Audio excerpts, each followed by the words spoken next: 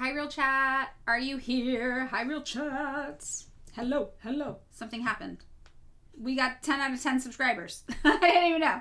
Yay. Thanks, guys. Hi. Come join us. Come join us over there.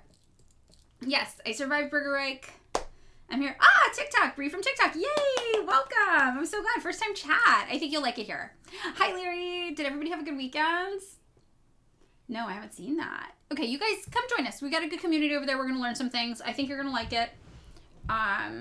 You're excited to be gay and weird and learn. Us too. That's what we do here. That's like our whole thing here. You're in the right place. You're in the right place. Oh, the water. I didn't get the water. Fuck, I didn't get the water. I have to accept the invite to join Tank Tube. Where is it? Where do I accept it? Oh, okay. Oh, I see. I'm going to do it right now. And then... Okay. How do I accept it? I don't know how to do it. I gotta figure it out. Tank tube. Okay, you know what? I'm just gonna add it to my to-do list and I'm gonna figure it out later. I'm gonna figure it out. Channel settings, featured content. Okay. Oh, nice, Malrish. I love it. Okay, yeah. Larry made Twitch partner. I'm excited. Hold on. I'm gonna do it all. It's all gonna happen for us, guys. Okay, you guys stay there. Look at curtains. I'll be right back with water. Okay, you guys are coming with me. This is the final push. So, you all here, yeah. If you want to come continue the stream, come join us over on Twitch. Like I said, we have a really good community over there. It's very educational. We learn a lot. We talk about current events. We talk about politics. We talk about history. We generally just talk about the way the world works. That's kind of our goal. Is to understand the way the world works, free from capitalist propaganda. And you know my politics. I'm an anti-imperialist socialist. I'm a Marxist-Leninist. So that is the perspective you're going to get. You hear the news from me. I know a lot of other people don't tell you up front what their perspective is. So you know what you're getting. So even if you're not Marxist, but you're curious about the left and what we believe and think, that's going to be a good place for you to hear it. And I'm a very standard Marxist-Leninist. If you are confused by my politics at all, it's actually not confusing, and it's not radical. I have the same politics as like billions of people on the planet. We're all just Marxist-Leninists. So yeah, you can come join us.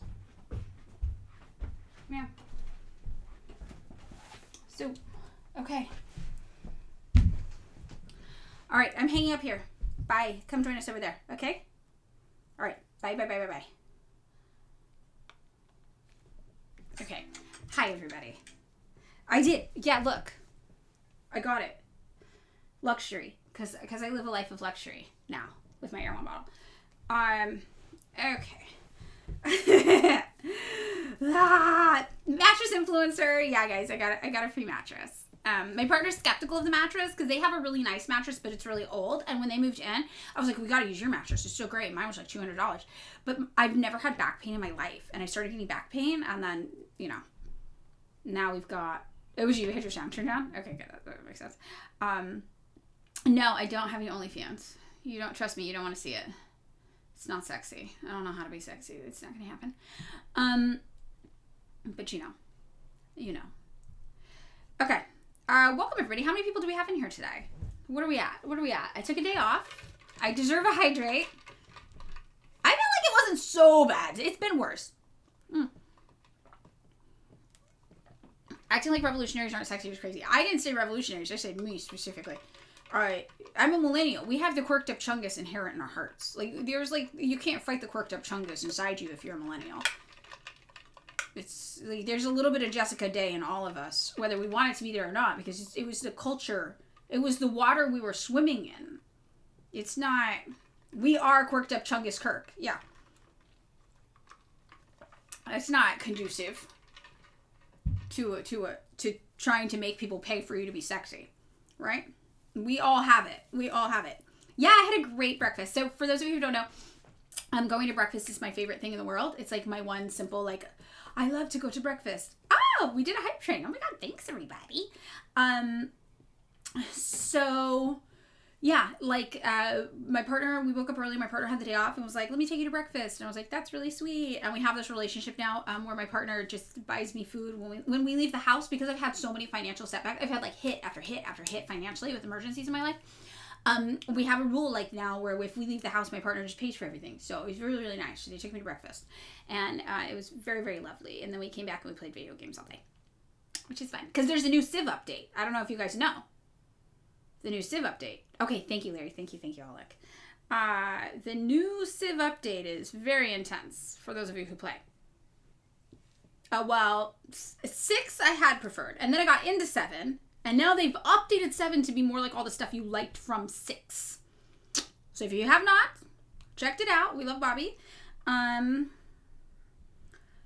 It's pretty good. It's pretty insane. The problem is I had figured out how to hack Civ 7 before the old update, or the new update. So I was just winning. I got to this point because my partner's really, really good at Civ, where I was just winning. Because it was not like a normal Civ game. There was like very specific goals, and I was like, oh, fuck everything else. Hi, welcome, first time chat. Glitch Grandma Girl, oh my god, hi. So I would just ignore the game and just really aggressively target these specific things you needed to do to win. And I got really good at that. So then I was like winning, and now they took that away. So I actually have to play the game again. Which is really hard because my partner's really good at the game. So, you know, I'm losing again, but that's okay. I'll figure it out. Oh, cool. Animal Crossing. Yay. Luigi Mangione did programming for Civ 6. Is that real? And they expected him not to get radicalized, allegedly. Oh. Can you do communism? Yes, you can. Oh, yes, you can. And we have an ongoing bit. Ibn is a fascist because Ibn always chooses fascism when he's a computer in the game. So we're like, well, Ibn the fascist. And now we'll just call random people Ibn the fascist in our lives, which is pretty good. Yep. No, I am not being investigated. I am not being investigated. As far as I know. I don't think so. No, I think I would know. No, I don't think so. You tried to learn Victoria 3. You caused a peasant uprising in Sweden. Wait, that sounds cool. I love that. I love it. Seems more complicated than Civ 6. Yeah. At first it was too simple, I think, so they added in a bunch of stuff for people, and now it probably, if you're just starting it, is more complicated. Yes. Socialism Science by Kim Jong-il. Oh my god, amazing. Like a physical copy? Governments are good. They do a pretty... The thing I like about Civ is that they are one of the few games to accurately understand the trilateral nature of government and political and economic structures in the 20th century. Like, they are one of the few kind of world-building games to be like, it's capitalism, fascism, and communism, babe. Those are your options. Pick one. The only thing is they call capitalism democracy, and I understand why they do that, because you can also study capitalism to advance your socialism, which is also historically accurate. But yeah, they do actually a really good job with it. I like it. I've consumed this much Sonpiker content, but in my head, I think he's a democratic socialist, and we're just not used to seeing that in the United States. Maybe that's why he will defend the USSR and the Democratic Party in the same breath. I think most of our democratic socialists are actually just social democrats who would never say anything nice about the USSR. So I think that's why he breaks people's brains a little bit. That would be my assessment, but again, that's based on this much knowledge, so take it with a grain of salt. Yeah. Okay. So World of Mustache, I'm not sure. You saw him read Lenin on his... Yeah, exactly. So I think, yeah. Okay, so here's what I think we should do, chat. For those of you who are new, the way the structure of the stream usually goes is this. I'm going to set 10 minutes on the timer, and we're going to do a Q&A. It's open-ended. You can ask me anything as soon as it starts, and you'll know when it starts. And I start at the top, and I just answer as many questions as I can going down until the timer goes off. So I'll be in the past. You guys will be in the future. I won't see what you say while I'm reading. And then when we're done, we'll move into our actual content for the day, which is going to be current events. So I'm gonna get the 10 on the timer for us, and get your questions ready. You can ask anything. It can be about politics. It can be about me. It can be absolutely anything you want to know. Virgo won't be in here today. Okay, good to know. All right, we have no Virgo today. That's okay though. Virgo streams on weekends, so I'm not able to see Virgo streams, which is very upsetting for me personally. I have a personal problem. Hi, what was that about? So you just came in here and shuddered a whole bunch. And now she's...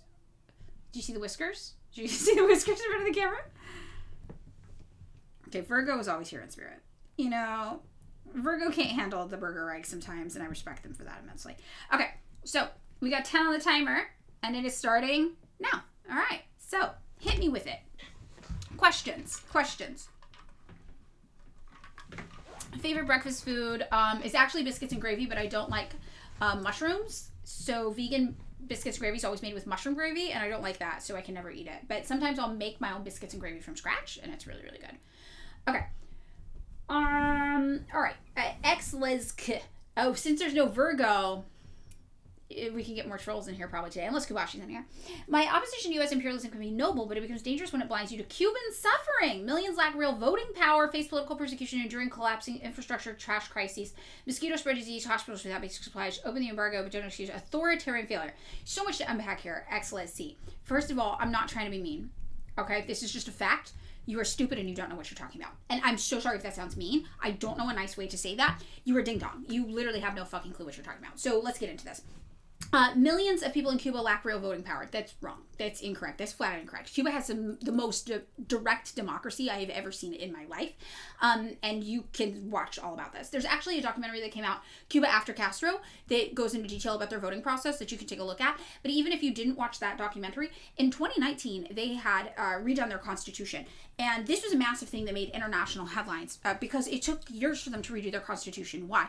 Because every single part of their constitution was directly voted on by the entire population over the internet. They all got internet access and used it to vote on their constitution.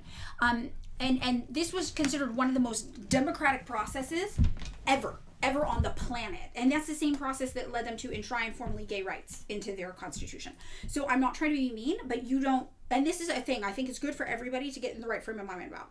Why do you assume Cubans don't have real voting power? Because if you looked into their electoral system for 10 minutes, you would know that's not true. So I know you've never looked into it, because if you did, you would find this. So why was that your default assumption? And I think that's a really important question to start to ask yourself about propaganda, how it works, and how you've been propagandized. So face political persecution, they do not. You do not have to be a communist to be involved in the political parties there. 10% of their elected officials are not communists. They're not. And so this idea that you get persecuted for not being a communist, and that's why so many people say they're communists, that's not true. 10% of their government is not communist. But 90% are. Why? Because 90% of the people on the island are communists. 10% are. When I was in Cuba, I met people who weren't communists. I met one guy who was a small business owner who loved Donald Trump, right? But most of them are communists. 90% of them are communists. And they don't face political persecution for not being a communist. You can literally run for political office and be elected as not a communist, and 10% of the government is. Enduring collapsing infrastructure, that is 100% the result of the U.S. blockade against them. They are a tiny island. Can you imagine if Rhode Island was not allowed to import anything and had to create everything they needed to live on their own? Infrastructure would look pretty different there.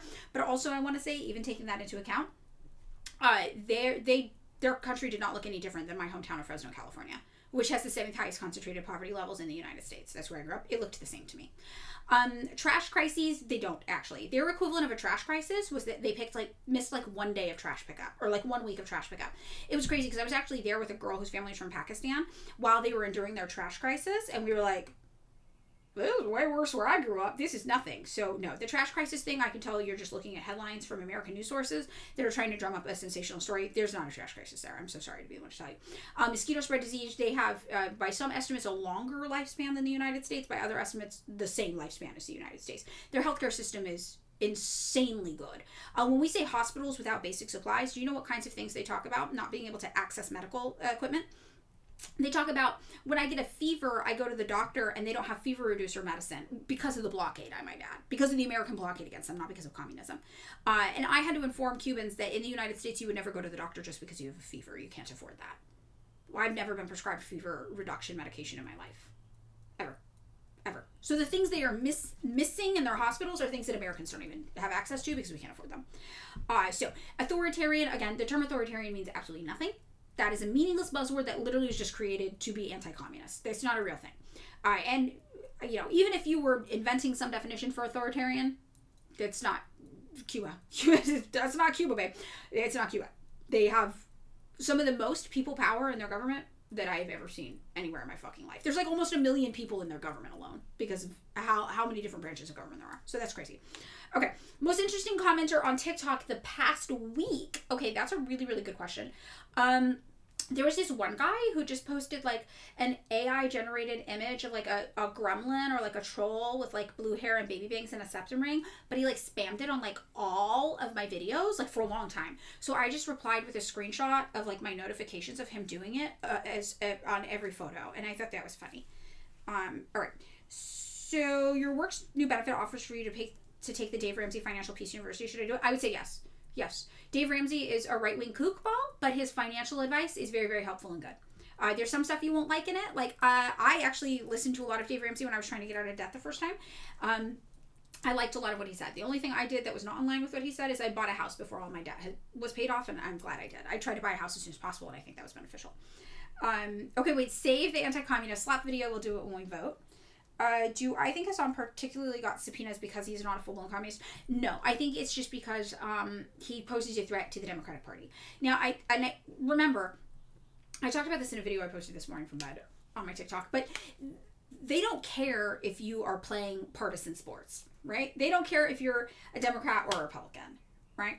As long as you are doing something within the accepted confines of how political discourse is supposed to happen. But doing things like going to Cuba and standing up for Cuba or saying nice things about the USSR, that's not allowed. Not at that level, anyway.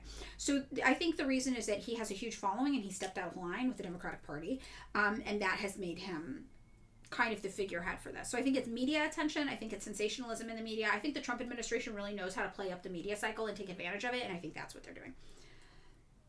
You and Virgo switch sides. Favorite vegan breakfast food, biscuits and gravy, like I said. Okay. Which nation do I play in Civ? I always do random. Oh! Cuba took up so much. But I do random leader, random Civ. That's it. Okay. I'm so sorry. I'm scrolling down. He wasn't relevant until they started talking about it on Fox News. Israel decided he was worth talking about on Fox News. This was exactly. Yeah, the media cycle. He hit the media cycle. They realized they could take advantage of it. I think that's totally it. Yes. Okay. Already there. Random Poland. I don't know what I Love Boosters is. People have been asking me about this. I don't know what that is. Bye, Captain Catty.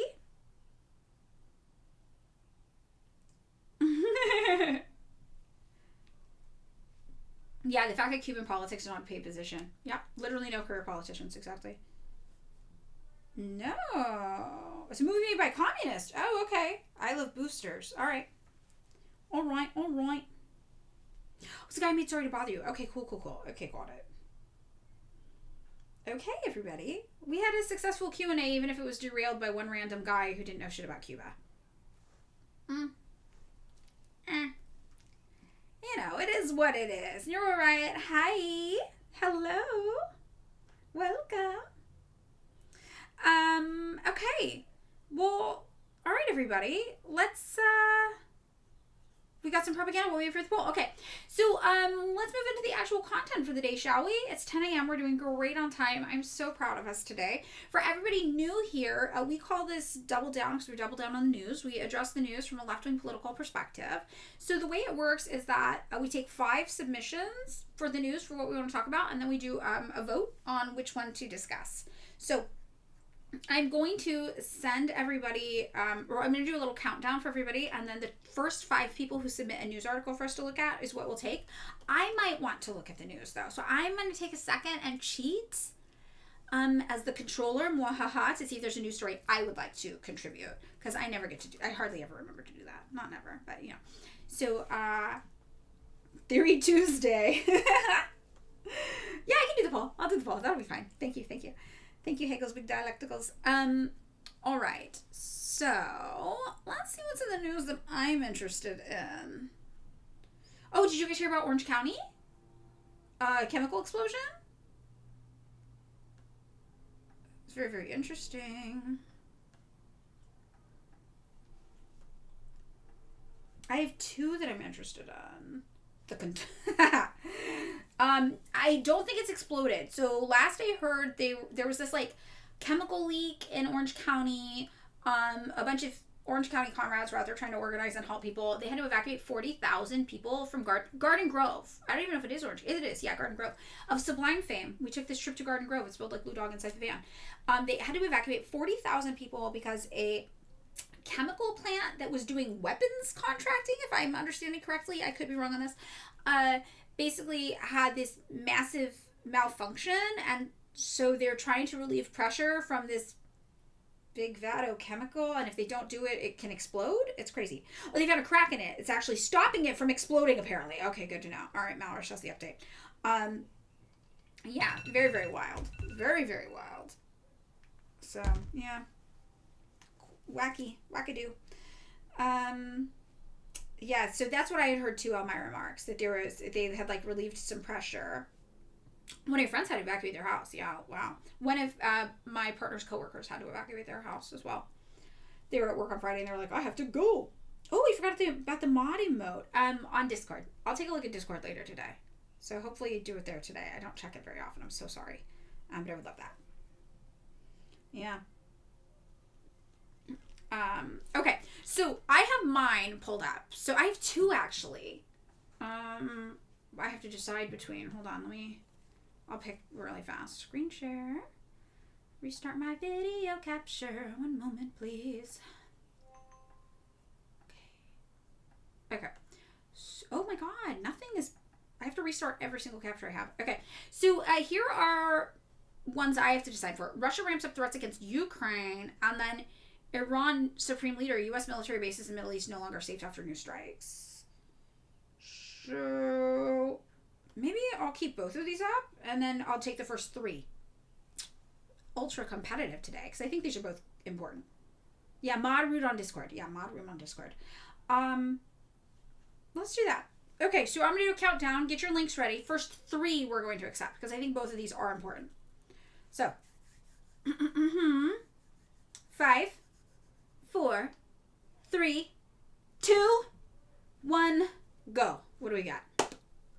Hit me with your news links. Okay. Los Angeles World Cup stadium workers threaten strike over ICE deployment. We love to see it. What else do we have? Wired. Law enforcement warns of anti-tech extremism. What? And the fetishization of AI. Oh, this is also, we'll lump those in as one. We're getting a lot of AI stuff. Okay, protester confronts Canadian politician over Gaza. All right. You know what? I'm going to take the Cube. Oh, no, we don't have a Cuba story yet. And the Bolivia update. Okay, but that's okay, though. All right, here are 5 then. I've got them pulled up. I'm going to run through them so everybody knows what you're voting on. We have Russia and Ukraine updates. Okay? We're going to have Iran. They're like, you're fucked, USA. It's real bad. So Iran updates. Then we have LA World Cup stadium workers threaten strike over ICE deployment. We love to see it. We love strikes. And we've got some AI stuff going on here. We got 2 AI stories. The fetishism of AI, which is interesting, and U.S. law enforcement warns of anti-tech extremism. That's going to be one together. And then we have protesters confronting Canadian politicians over Gaza complicity. We'll do Gaza updates, maybe. I think this is pretty interesting. All right. You know what? This might just be not long enough to do a whole thing on, though. So maybe what we'll do is we'll keep... Maybe somebody can submit that again as the video to watch during the poll. I'm going to close that because it's not long enough, I don't think. And instead of that, we will do Cuba, Fidel Castro's daughter. These fucking people. I think we'll do this one. 1 second. Cuba update. Let's make sure it works. Yeah. Keep it for a little video moment. Things that are short, we watch those videos during like polls and things like that. It's pretty chill. Okay, yeah. Great. All right.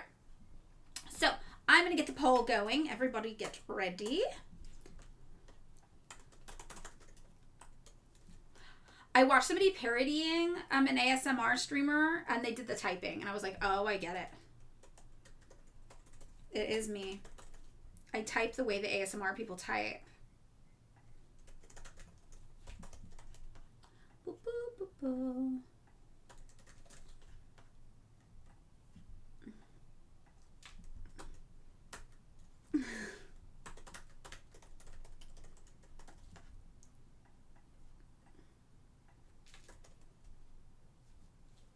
All right. The poll is going to last for 5 minutes.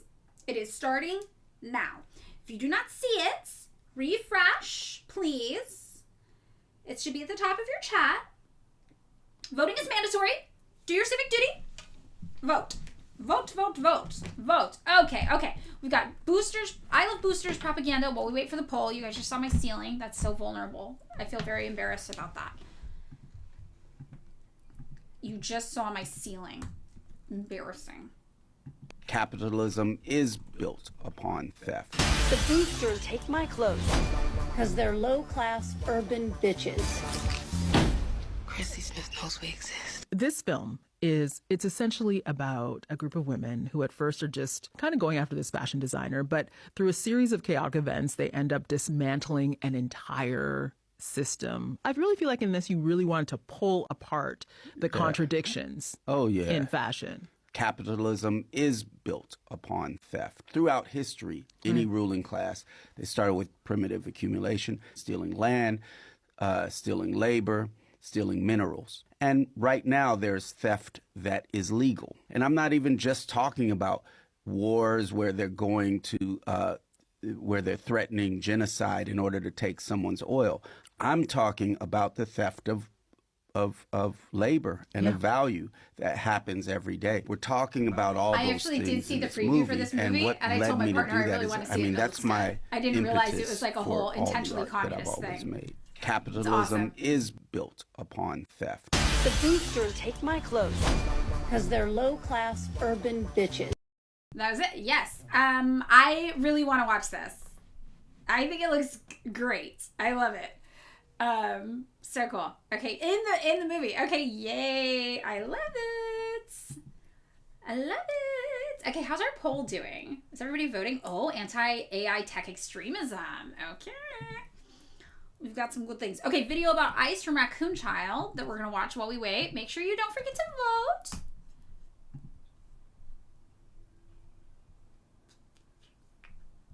vote. Oh. ICE detention centers, I noticed something weird. Many of these warehouses had been sitting on the market for years, and now DHS was buying them at a massive markup. Like this warehouse in Socorro, Texas, that sold for 1,000% above its recent valuation. Kristi Noem once championed this program, but now that she's out, the DHS Inspector General just launched an investigation into these warehouses. To understand what was happening, I reached out to Michael Riston, a former military analyst who has been tracking ICE warehouses on his site, Project Saltbox. ICE doesn't necessarily want to be using warehouses. The plan came from folks very close to the White House who were sitting on properties that were causing them losses every year, and the decision was to buy them at taxpayer expense. So let's take a look at 3 ICE warehouse sales that have used your money to make people in Trump's orbit even richer. First up, Goldman Sachs. It was the majority owner of this warehouse in Roxbury, New Jersey that ICE purchased for nearly $130 million. That's 137% over a previous valuation in 2025. For years, Goldman Sachs executives have had close ties to Trump, like Steven Mnuchin, who served as Trump's Treasury Secretary in his first term. Next up, Blue Owl. You may not know this private capital company, but honestly, you should. 35 members of Trump's administration reported investments in Blue Owl funds. Even Trump himself has over $5 million invested in Blue Owl, which has also been a major funder of data centers across the country. So maybe it's not a huge surprise that Blue Owl was paid about double the market valuation of a warehouse it owned in Tremont, Pennsylvania. And then there's Deutsche Bank. Through a series of subsidiaries, Deutsche Bank owned a warehouse in Salt Lake City that ICE is now planning to turn into a facility with about 10,000 beds. With their DHS markup, Deutsche Bank essentially pocketed nearly 50 million more taxpayer dollars than if they had sold at market value. Deutsche Bank has loaned Trump about $2.5 billion over the past 2 decades and had 40 different accounts with none other than Jeffrey Epstein. Even though these warehouses haven't been converted yet,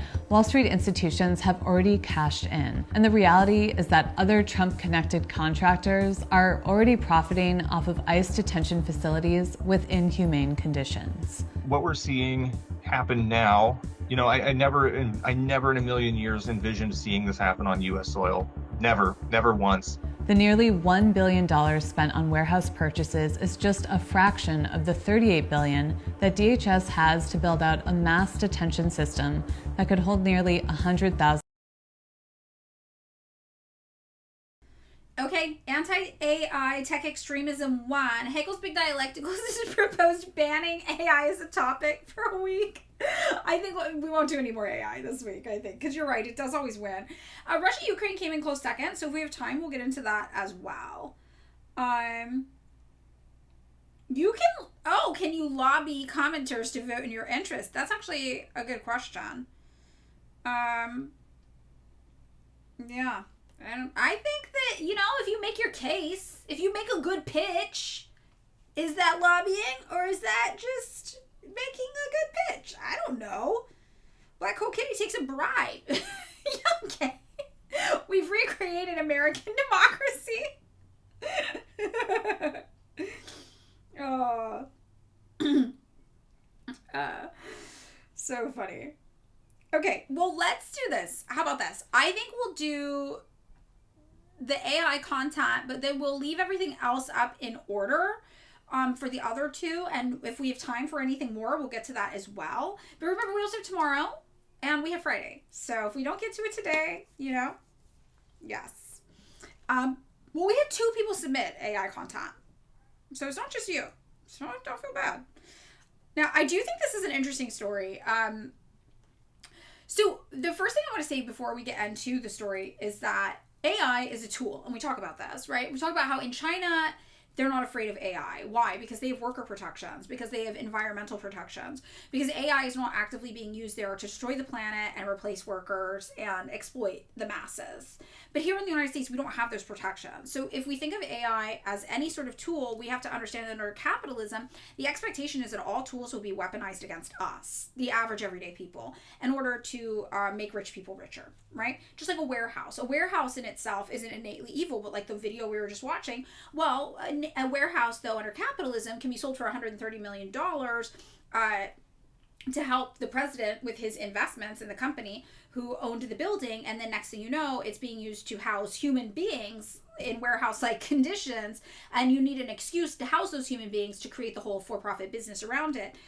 Groups like Core Civic who have deals with ICE, immigrations, customs enforcement, in order to kind of traffic people, more or less, in between these centers in a way that gets them government contracts, which creates money and profit. So under capitalism, even a warehouse is made malicious and evil. So, of course, AI is going to be made malicious and evil under capitalism, too.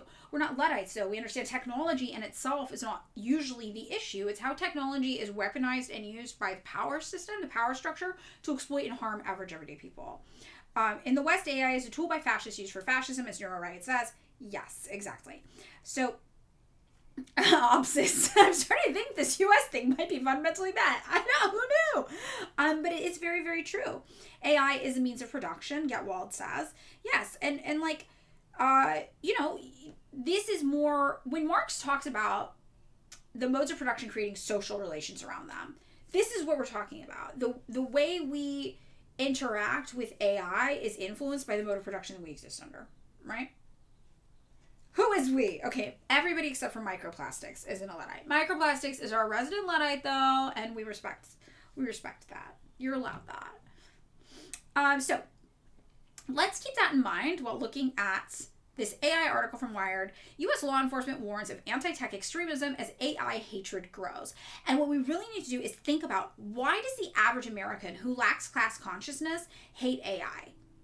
They are not viewing it as a tool to exploit and harm the working class consciously. So this is, I think, the exercise for us to keep in mind, is that what does this say about the general class consciousness level of the American working class? And how do we leverage that to agitate, to get people to understand that you're having an issue with capitalism and this is just how it is manifesting, right?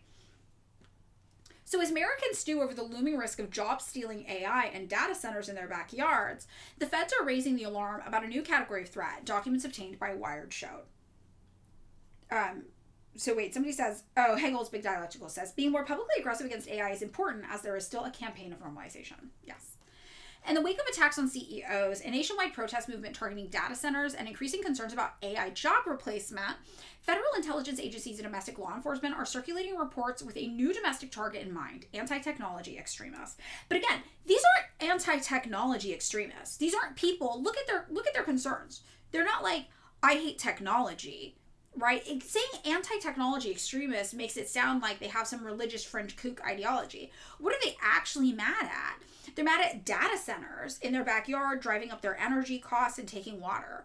They're mad at AI taking their jobs. They're mad at losing their jobs. They're mad at not having the guaranteed right to work for an income. That's economic concerns, right?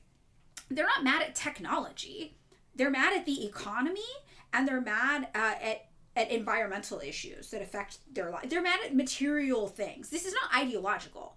So when people are writing about this anti-technology extremists, they're attempting to make it seem ideological. These people aren't conceptually opposed to technology, right? They're opposed to their material conditions worsening because of how AI is being utilized. And it's not ideological, right? It is material. So I think that that's like important. Luddites were the same. So yeah, I think that's important to remember and think about how this is positioned. I think Hegel's big dialecticals, this is a really important point. The neurological deficits that come along with using AI, and this is something they have found. It's literally impeding people's cognitive processing, and that is also important. People are becoming more reliant on AI, just like we talk about when people read less. Now all of a sudden we have a literacy crisis. These things are important for us to talk about and be aware of, because if we're worried about the masses here in the United States where I live, maybe the masses where you live too, having this massive literacy crisis, not just like literacy in terms of reading, but like also media literacy, just not really a low comprehension level. AI is worsening this, right? You can spot someone who uses AI for everything like forwards into discussion. Yeah, and it used to also be the person who just used TikTok as a search engine before that, right? Hello, Manapua, welcome. So, remember this though, the concerns they actually have are, as Marx pointed out, what the concerns actually are material. These are their material conditions worsening as a result of AI. More than 1,000 pages of unpublished reports from the Department of Homeland Security, FBI, and fusion centers obtained by Wired show a national shift taking place to surveil this new and worryingly broad category of people and activities deemed an emerging threat. Worryingly broad category, it's workers. It's workers upset about their material conditions. The new effort follows President Donald Trump's National Security Presidential Memo 7, which instructs the Department of Justice to target anyone holding anti-American, anti-Christian, and anti-capitalism beliefs. I guess we're safe chat. We're post-capitalist. We believe capitalism is a necessary precursor to reach socialism. They won't come for us, right? Earlier this month, Trump's counterterrorism czar, Sebastian Gorka, released a public counterterrorism strategy claiming that left-wing extremists are one of the 3 top counterterrorism priorities facing the United States.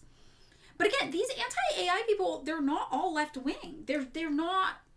this is not a class-conscious position necessarily. It is the reason they say it's worryingly broad category, it's a working-class position.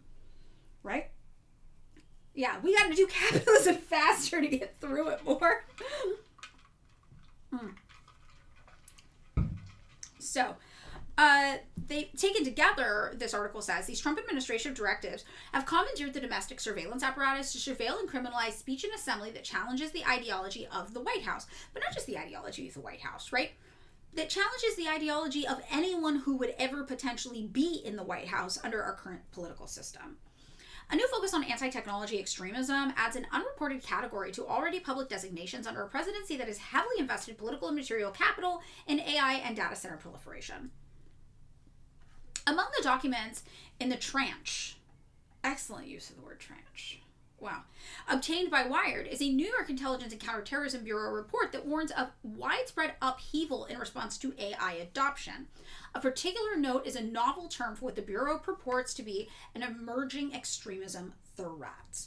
The chaotic atmosphere that may result from emergent AI technology in the next 5 years may fuel large-scale protests that evolve into civil unrest and anti-tech violent extremist activity, especially in large urban areas such as New York City, the report read.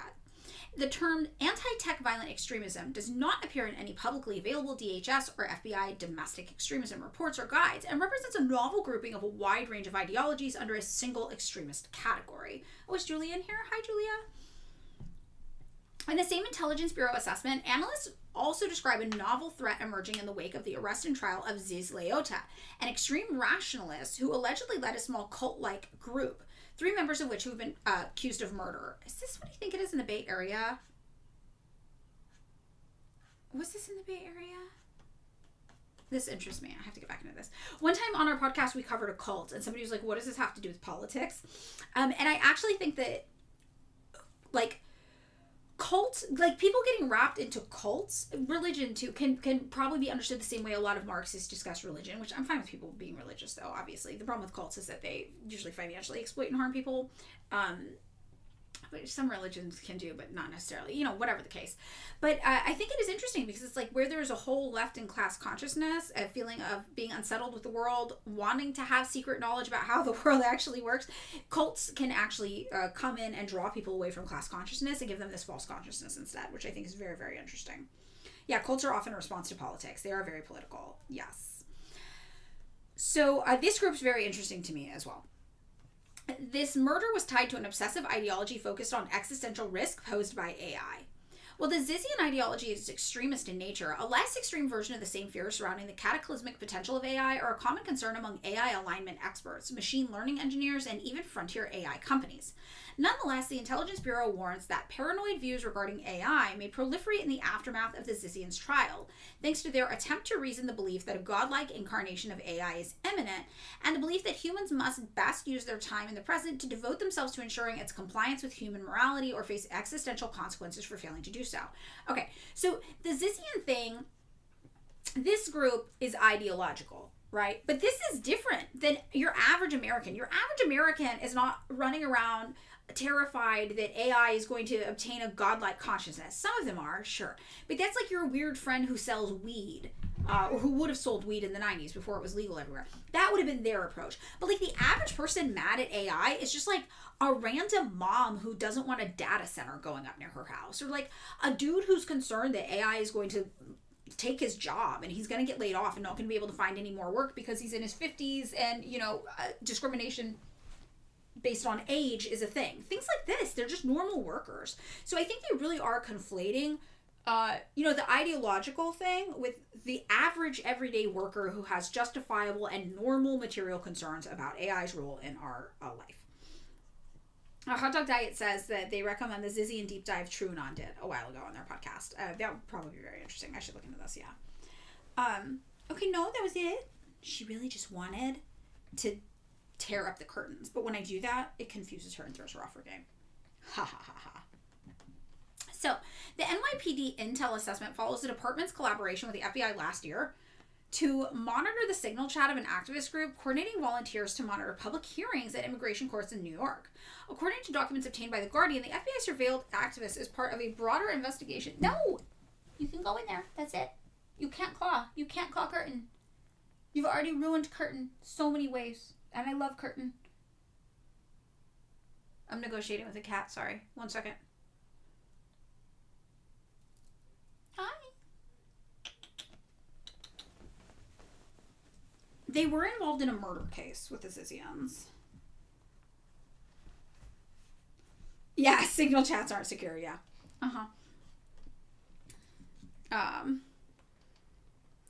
So, according to documents obtained by The Guardian, the FBI surveilled activists as part of a broader investigation into anarchist, violent, extremist actors, one of the threat categories named in the new counterterrorism strategy.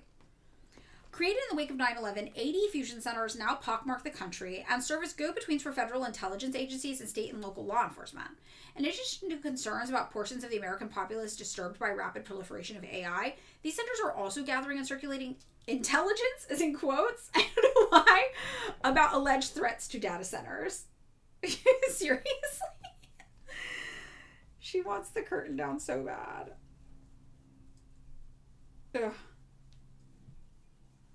So a Western Pennsylvania fusion center, for example, claims that adversarial actors, including state-sponsored entities, criminal groups, and extremists, such as homegrown violent extremists or environmental extremists, may target U.S. data centers, and that these actors could also exploit the strategic importance of data centers to the U.S. economy, using them for activities like cryptocurrency mining or leveraging third-party entities such as front companies to gain access to U.S. data and infrastructure. A report from the Northern Virginia Regional Intelligence Center warned that AGAAVE's anti-government, anti-authority, violent extremist groups were safe chat. We love authority. Influenced by government-related grievances and conspiracy theories, have engaged in pre-operational planning targeting data centers and other critical infrastructure facilities to disrupt government operations. Mallard has said, the thing is, communities are defeating data centers all over the country. There's something like 60 to 100 data centers that do not exist today because of local community activists. This is true. there's a lot of pushback against them. And again, they're not violent extremists who are doing this. They're people who maybe otherwise wouldn't have normally imagined themselves being politically motivated. And this is when we talk about the inevitability of a worker revolution. It's because it doesn't matter how political or not political you are. Eventually, politics are coming for you. Your whole life is already political. Eventually, you will be pushed into action by something that you might not have even expected, right? It's just grassroots organizing. It's people going to town hall meetings, as you guys are all saying. Exactly. Yes.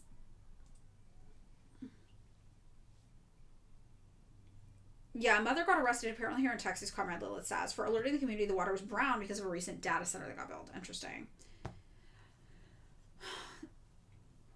So in the breakdown of suspicious activity reporting indicators, the intelligence report lists activities that could easily be carried out by peaceful protesters, legal experts say. These intelligence reports are part of a long tradition of agencies identifying protests or even simply having strong opinions as precursors to violence. Spencer Reynolds, senior counsel at the NAACP Legal Defense Fund, tells Wired. Suspicious activity reports are incredibly unreliable, often about vague or innocent behavior issued under permissive standards. These reports, often received in large volumes, allow officers to inject their own biases and see what they want to see in the facts.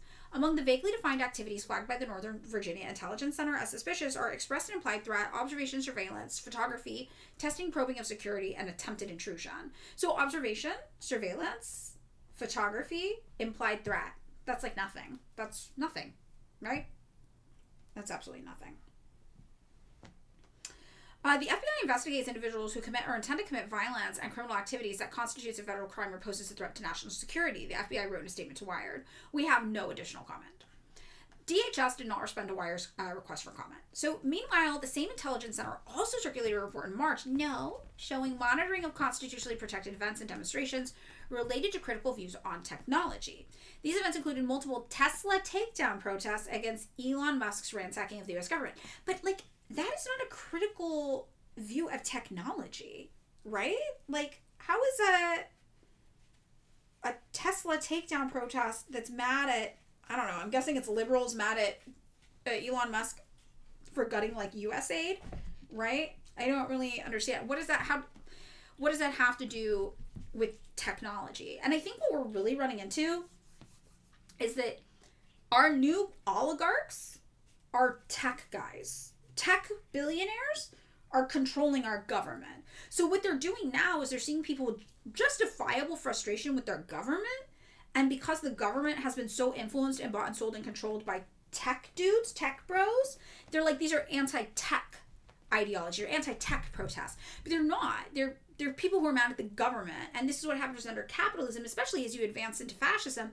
The corporations and the government become inextricable. They become so linked. So if the majority of our economy now is based on the tech industry, I don't know if it's the majority, but a large sector of our economy is based on the tech industry, it's going to be tech billionaires who are the ones pulling the strings of our government more and more and more. So these aren't necessarily anti-tech demonstrations. Maurer says, I think it's important that they know that a not insignificant portion of the public despises them and everything they stand for. It's totally true. Yeah, it's correct. But what they stand for aesthetically might be coded in this wannabe libertarian cyberpunk tech dude fantasyland jerk-off sash or whatever. But what they actually stand for is the same thing that capitalists have always stood for. They're rich people who want to find a way to make a profit while doing as little work as possible and fucking over everyday people underneath them. That's it, right? It's a tale as old as time. You can add a different skin or a different filter, right, to how it looks, but it's the same shit Marx was writing about in the 1800s. Oh, you're talking about the cops, but also that. Oh, yeah, sorry. I jumped into the chat midway through. But yeah, this is I don't know, very, very fascinating. They're all the same, right? It's like the cops are there to protect. The reason why it sounds the same is cops are there to protect the interests of capital. Capital is these guys who are influencing the government. It's all one. Yeah, it's country's entire national GDP growth that we're talking about here. Yeah, with the data centers. I mean, but that's, so I don't know. I just think it's very interesting because I think it is one of our jobs is to see through the aestheticization of the issue and look at what the issues really are. And it's the same. It's the same issues Marx was talking about in the 1800s, in 1847 or whatever. So, there was also a breakup with Tech Rager sponsored by Eject Elbit, an activist group organizing to halt investment in the Israeli weapons manufacturer Elbit. That's another example of what they're using as critical views on technology, even in this Wired article. But it's not. People are mad at Elbit because Elbit is an Israeli defense company used to commit genocide in the Gaza Strip. Hi, welcome first time chat. So it's like crazy. Like, how are you branding people being mad at the genocide in Gaza as being anti-technology activists? They see now what's going on. Yeah, an Israeli offense company, exactly. Offense contractors. So in addition to intelligence analysts working inside fusion centers and federal law enforcement agencies, open source intelligence companies that contract with federal law enforcement agencies appear to be scouring the web for what they claim to be anti-technology sentiment as well.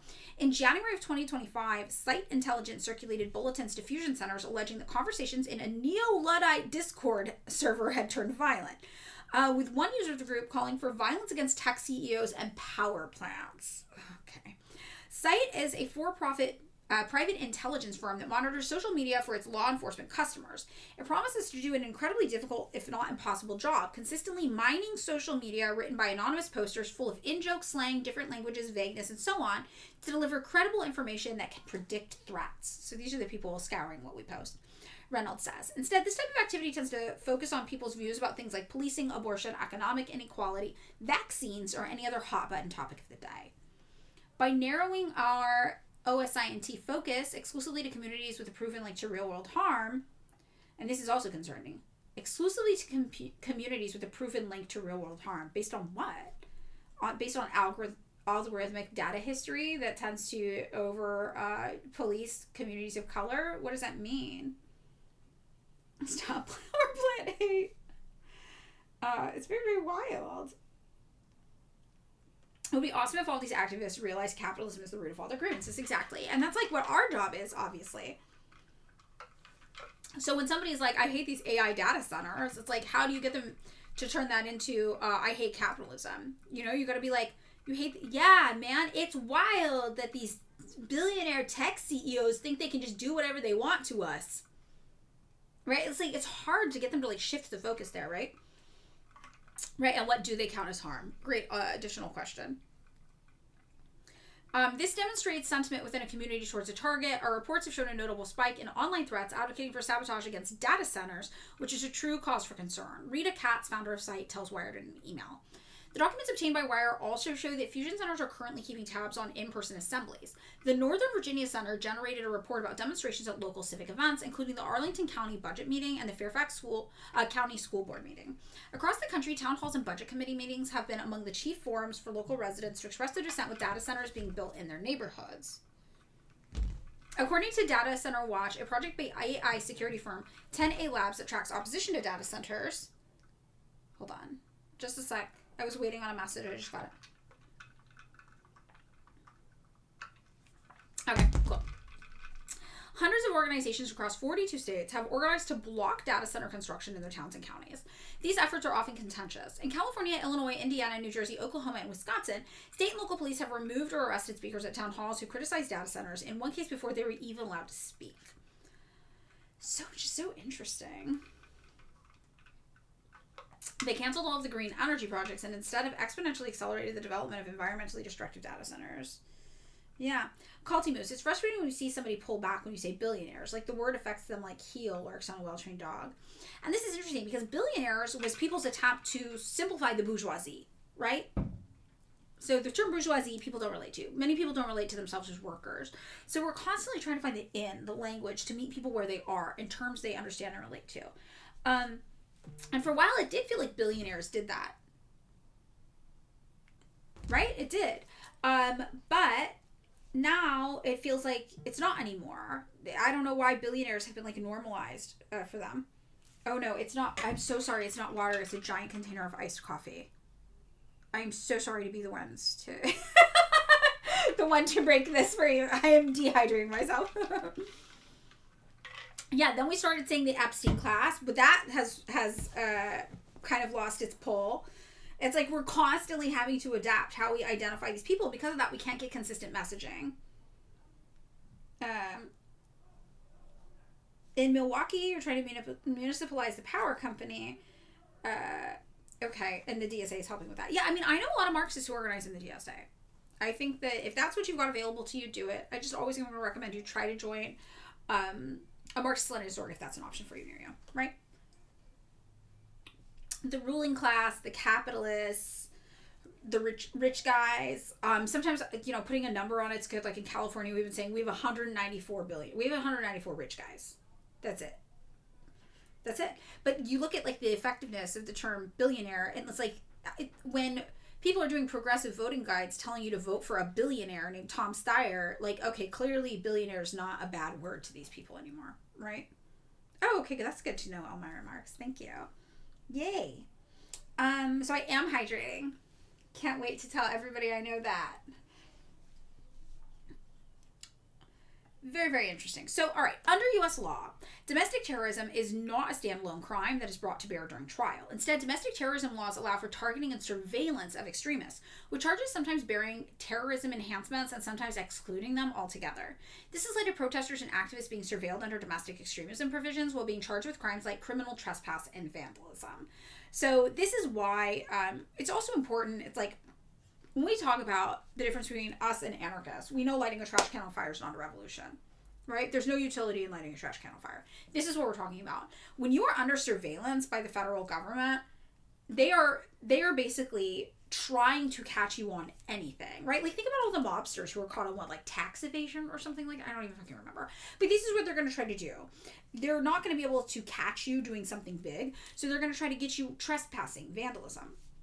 And I remember the first time I went to a protest, not as an anarchist, but like as a communist in an organized Marxist-Leninist thing. I stepped off of the sidewalk onto private property, and the person I was with was like, "Get off of that. That's private property. That's it. You're in trouble if you go there. Legally, we can be on the sidewalk." Now, this is the kind of thing that anarchist me would have been like, "Oh, we can't be like, oh, what's the fucking point of doing anything?" Blah blah blah. And I thought about it for a second though, and I was like, yeah, what do I think the revolution's going to happen right now with this protest? Like, no, that's crazy. So all that's going to happen is I'm going to get arrested. It's going to cost money. And it's going to be annoying to deal with. For what? To stand 1 foot on private property versus not? Like, it's just silly. So, but this is why. This is the stuff they try to get you on. So they try to get you on things like trespassing, vandalism, these kind of nothing burger little crimes. But they're able to try to catch you on these small slip-ups because of the heightened surveillance that's placed on you because of your ideology, right? Oligarchy does give evil Soviet vibes, just saying. I like that. Yeah, we should definitely. Oligarchy, the oligarchs, the American oligarchs.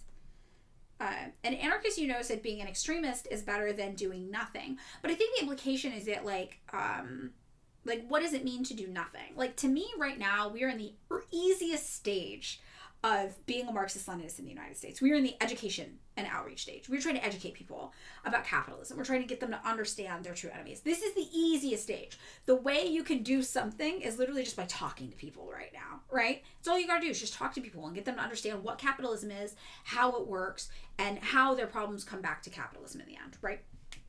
So I think that is doing something. And lighting a trash can on fire at this stage is way less effective than talking to 3 of your family members about capitalism, so they understand what we exist in, right? That's my general take on it. We're in the nerd phase. We're in the nerd phase of Marxism Leninism. Just tell people things. Okay, sorry. Now, the zeroing in on anti-tech activity by federal agencies is evident in an invitation to a lecture by extremism researcher Mauro Lobrano, circulating in fusion centers across the country. Lobrano has emerged as one of the foremost experts on anti-technology extremism.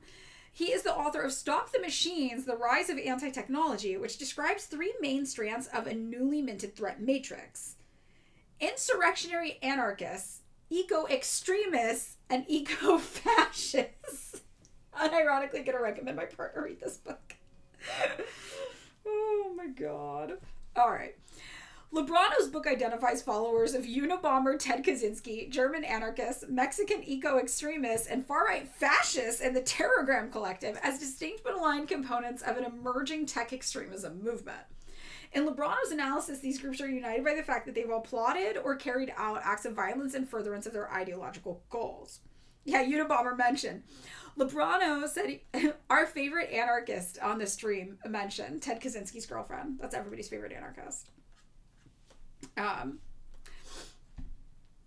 Lobrano said he was not surprised that his lecture turned up in a fusion center, but cautioned that any anti-tech extremism framework must be exercised carefully. I hope the warning I, along with other colleagues raised, is being acknowledged. While anti-technology violence is unacceptable, it should not be used as an excuse to securitize AI and emerging technologies, thereby silencing those who are critical of the current trajectory, Lubrow tells Wired. But Spencer Reynolds says that, despite the real, if limited, threat posed by these groups, a category like anti-tech extremism could be drawn so broad as to ensnare peaceful data center protesters, AI skeptics, and anyone with a bone to pick with technology that permeates modern life. Ooh, 55 stream streak, Lord Oxium. Wow. Thank you for being here. As people continue to organize for a better future, we're likely to see more surveillance and criminalization of this opposition, just as we have of Black Lives Matter, Occupy Wall Street, and environmental movements in recent decades, Reynolds says. A January 2025 DHS Office of Intelligence and Analysis report furthers this perspective by attempting to connect Luigi Mangione, the alleged assassin of United Health CEO Brian Thompson, with Kaczynski. 25 stream streak, a ransom bread. Wow. You guys are all on huge stream streaks. This is awesome. Wolpier. I love it. I also just discovered I have a pimple at the base of my hairline where it meets my neck. I didn't know you could get a pimple here.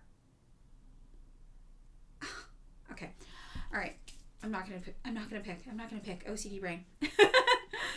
So, all right. They're trying to link all these people together. They're saying it's anti-technology beliefs. I feel like that's a misrepresentation of what's going on here. It concludes with a warning alleging that executives are at a heightened risk for targeted acts of violence or threats of violence. Yes. When they are perceived as taking advantage of individuals of lesser means. This is literally what Marx was talking about. Like, what does this have to do with tech? This is not tech specific. Executives are at a heightened risk for targeted acts of violence when they are perceived as taking advantage of individuals with lesser means. The rich are at risk of being killed when they harm the poor. This is what's going on. What the fuck does this have to do with tech? This is like, this is not tech. This is Marx. This is Karl Marx. When your material conditions get so bad that you cannot survive, you have nothing left to lose, and you have everything to gain by overthrowing the rich who control you and creating a new political and economic system that benefits you. This is what Marx was talking about. Yes, as Magic Dealer 222 says, when you steal people's livelihoods, they might get mad at you. Yes. Kabashi, maybe the rich are all cyborgs. Okay. Anything but say Marx was right. Everybody will do anything but say Marx called it. So perhaps the clearest cut example of how nonviolent critiques of technology can be swept up and flagged as a threat is found in an open source report circulated by Site Intelligence in April 2025. The report flags a video from the progressive nonprofit More Perfect Union. That's the video we watched. On the destructive effects of data centers to nearby residents in Georgia. Oh, it was a different video, but put out by them. Nothing in the video advocated for violence against property or people, but thanks to fusion-centered targeting, the advocacy group is now circulating among U.S. intelligence and law enforcement across the country as a potential threat vector. Wow. Yeah, Marx predicted the economics of AI in the 1840s. That's true. It's so true. Wild. Okay, so...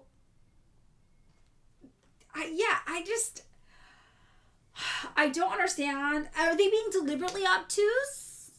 Like, are they like, oh no, what's happening? It must be because people are mad at technology. Or are they not seeing it? People aren't mad at technology. They're mad at rich people ruining their lives. They're mad at rich people not giving a fuck about them. They're mad at their lives falling apart. They're mad that it's harder and harder and harder to pay for housing, to pay for groceries, to pay for gas. Like,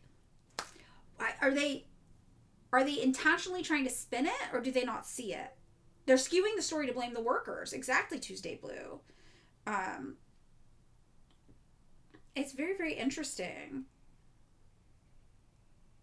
You know, I took a shower at a weird time yesterday. I don't know, whatever. No makeup. Floofy. Bye, Lord Axiom. All right, so this is interesting. Here again is, of course, the 2026 USA counterterrorism strategy. I'm sure we've all seen this. Donald Trump's fuck-ass signature that pisses me the fuck off because no, that does not say Donald Trump. How does that say Donald Trump? Where does this say Trump? This is not Trump. Fuck you. Fuck this guy for gaslighting me right now. Nothing about this is Trump. I hate this. I fucking hate this. Okay, but whatever. More important things to deal with. But yeah, this is, we've all seen this. And a lot of people were freaking out because they're like, oh my God, like people who don't support capitalism are being deemed security risks. That happened under Biden too, though. This happened under every U.S. president has deemed communist, socialist, anarchist even to some extent, depending on how it manifests, to be national security risks, right? This is just normal. This is just how it goes. Like, I bet we could probably find... Okay, we have nothing about communism. We have nothing about capitalism in here specifically. This isn't the exact one then. Let's see what it says. Oh, this one talks about jihadi terrorists, though. This one just got the racism. Alright. Cartel operations is what they're focusing on here. Jihadi terrorists. Iran and the Democrats. Al-Qaeda. Absolutely insane. So this is what they're currently going on about, I guess. From 2026.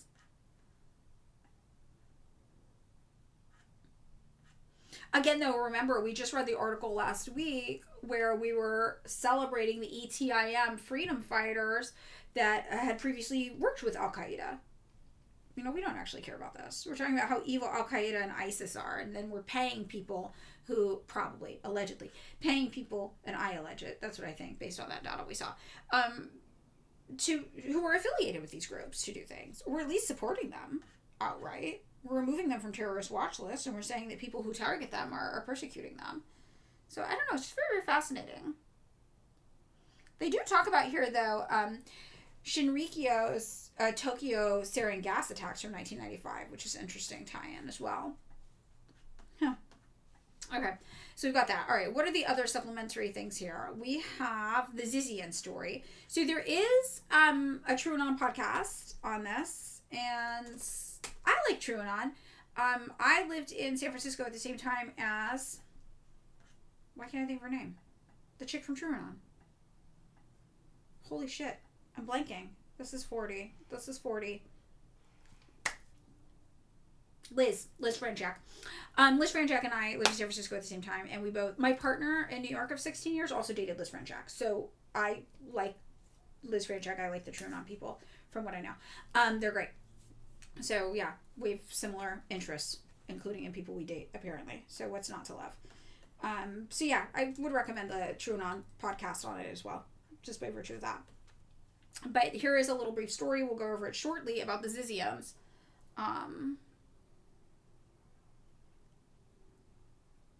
This says, I know this is unconventional, but I'm going to start by telling you the ending, or at least the ending as it stands today. Most of the people involved in this story wind up either dead, maimed, spending a month in a mental hospital, languished in jail, or gone underground. It's a tragedy from almost any angle, especially because at the outset, most of these people were idealists committed to doing as much good as possible in a world they saw as beset by existential threats. I don't know anything about Brace. I never knew Brace. I only kind of knew Liz, like, tangentially through people we knew. So, yeah, this is a story about the Zizians. How did so much go wrong? What happened? Blah, blah, blah, blah, blah. Let's begin on an afternoon in mid-November 2019 under the Redwood Canopy in Northern California along a road called Bohemian Highway. It was a Friday, and Sergeant Brian Parks of the Sonoma County Sheriff's Office was on patrol along the Russian River near the town of Guerneville, which, if you guys have not been to Guerneville, very gay. Very gay mountain town near the Russian River. Highly recommend. 10 out of 10 gay experience. When a call came over his radio, someone had dialed 911 from Westminster Woods, a wilderness camp and retreat center about 8 miles away. The caller reported that a group of several people had driven up and blocked the camp's entrance and exit with their vehicles. They'd gone out and begun some kind of demonstration, clad in black robes and masks. Yeah, Guerneville mentioned. Julia, I don't know what Zizian means. I'll just assume it's followers of CSAC. Almost. Some other kook. Okay, so they've got this little protest going on up there. And what they basically have are these two organizations. One is called Center for Applied Rationality, CFAR, and then the other is called Machine Intelligence Research Institute, MIRI. This is in order. So both of them were the brainchildren of Eliezer Yudkowsky, the now famous researcher and AI pessimist who'd been warning of AI's dangers for decades. In recent years, the two organizations have become intertwined with a third group, the philanthropically minded effective altruists. So the effective altruists, actually, Lizzie, who's appeared on our podcast before, who's one of my friends, who is awesome, did a deep dive into effective altruism for a while and like went to some of their meetings and stuff. I think if I remember this correctly, Lizzie, you'll listen to this probably and tell me if I'm wrong. But it's very, very interesting. When she was telling me all about the effective altruists, I'm like, yeah, these people are kooky. So they initially focused on maximizing the value in charitable giving and had increasingly taken on MIRI's views, namely that the existential risk or X risk posed by unfriendly AI trumped all of humanity's other problems. In the rationalist world, CFAR provided the grand thinking, MIRI the technical know-how, and EA the funding to save humans from being eradicated by runaway machines. So these are the ideologically motivated kooks and not so much the economically motivated kooks. A lot of the effective altruism people are rich. They are the bourgeoisie, or at least the petite bourgeoisie. It's also worth noting. These are usually wealthy people because their whole thing is they want to maximize charity. They're like, if I have $1 million to donate, where's the most effective place I can put $1 million? And that is kind of the mindset that goes into effective altruism. So the people who are more ideologically kooky about this aren't even necessarily the working class. A lot of them are rich people. So very, very interesting. So this is very, very different, though, than like the average person who's just mad at an AI data center going in down the street from their house. And I think the Wired article attempting to conflate these as being the same thing is deeply disingenuous. One is a working class frustration that happens to be manifesting at AI at this current time because that is the thing that is harming them. But the other is an ideological objection to AI on some deep conceptual level, not necessarily something that's affecting them materially. So I think what they're trying to do is they're trying to take the working class's very real complaints about things like AI being used to raise their rent or replace them at their job or destroy their environment or their neighborhood. And I think they're trying to delegitimize them by linking them into these kook balls. So that's probably what's going on here by trying to them together like it's one thing, because it's really, really not. One of them, though, I know your face, one of them says to the officers, you are slavers, you are Nazis. They drop some banger lines sometimes, okay? I'm just gonna say. They drop some banger lines. And it really is hard becoming a communist because there's always the jokes about like how all your enemies are Nazis, and like, you're like, nobody can take you seriously. But you're like, well, then why is everybody acting like a Nazi? Like, I literally don't understand. Right? So these guys apparently have that in common. They also think everybody's a Nazi, but they're not communists. So, okay, so this is an article about the Zizians. They're a weird little kind of cults-like group. And they did end up getting implicated in some people's murders. They're super, super kooky. You can listen to the podcast episode about it. You can read this on your own if you would like. This is a really long article about them. This goes into like the people involved, the key players, their lives, whatever. I want to try to find the murder. Let's see, murder. Okay. Several days later in Redding, California, the police arrested 22-year-old Maximilian Snyder and charged him with Curtis Lynn's murder. Snyder, a Seattle area native, had attended the prestigious private Lakeside school. See, these are rich people. Before obtaining a computer science and philosophy degree from Oxford. I would like to help advance the technological frontier of humanity in a responsible way, he'd written on his LinkedIn. Well, the murder of Lind might have remained a regional story. The killing of Milan, a 44-year-old U.S. Air Force veteran and 9-year member of the Border Patrol, was quickly national news. It was local reporters who began to piece together the alleged connection, starting in Vermont. The regional news outlet Vermont Digger, I'm guessing, reported that a federal filing in Youngblitz's case indicated that the person who allegedly purchased both guns for the duo was a person of interest in a double murder in Pennsylvania. So they did some ideologically motivated killing here, right? Seattle mention. So soon national and international media was flooding in trying to understand who and what the Zizians were. A trans-vegan death cult, an offshoot of the rationalist movement, an anti-fascist cult, anarchists? The events were immediately sucked up into the maw of the culture war machine, recycled as a story of wokeness gone wild, a story of police overreach, an immigration story, or one about the inevitable product of an anti-trans culture. Yeah, because there were some, I think one of the people was a trans woman maybe involved in this or something like that. Yeah. So this is a story. This is what you probably heard it talked about.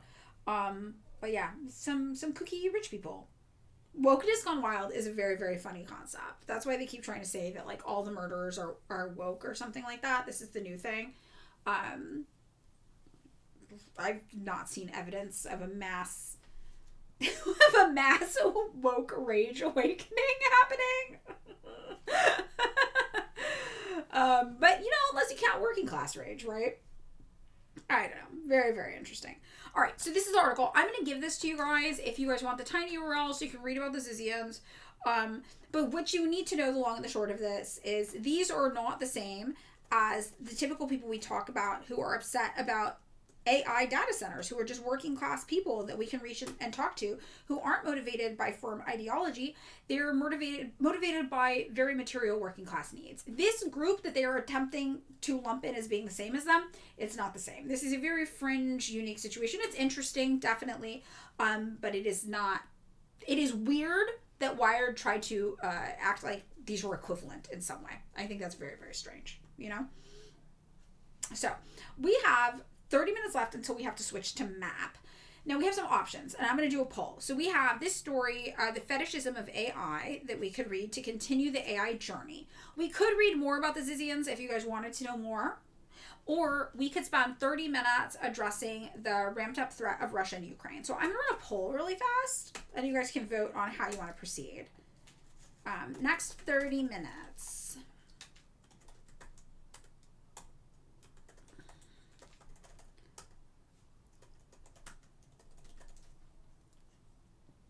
And I'm going to run this poll for just 2 minutes, so get all your votes in now, and we can decide what we want to do.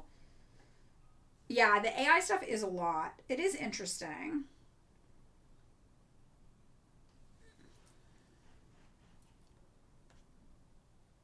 You think we should pivot from AI? Yeah. What if we did more AI?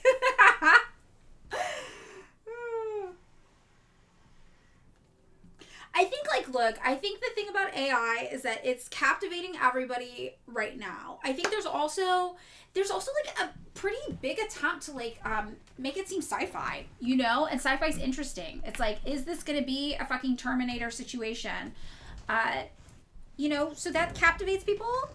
But if the current struggle is AI, if that is the manifestation of the current struggle, and that is where most Americans are and what they're interested in, it is an opportunity for us to intervene.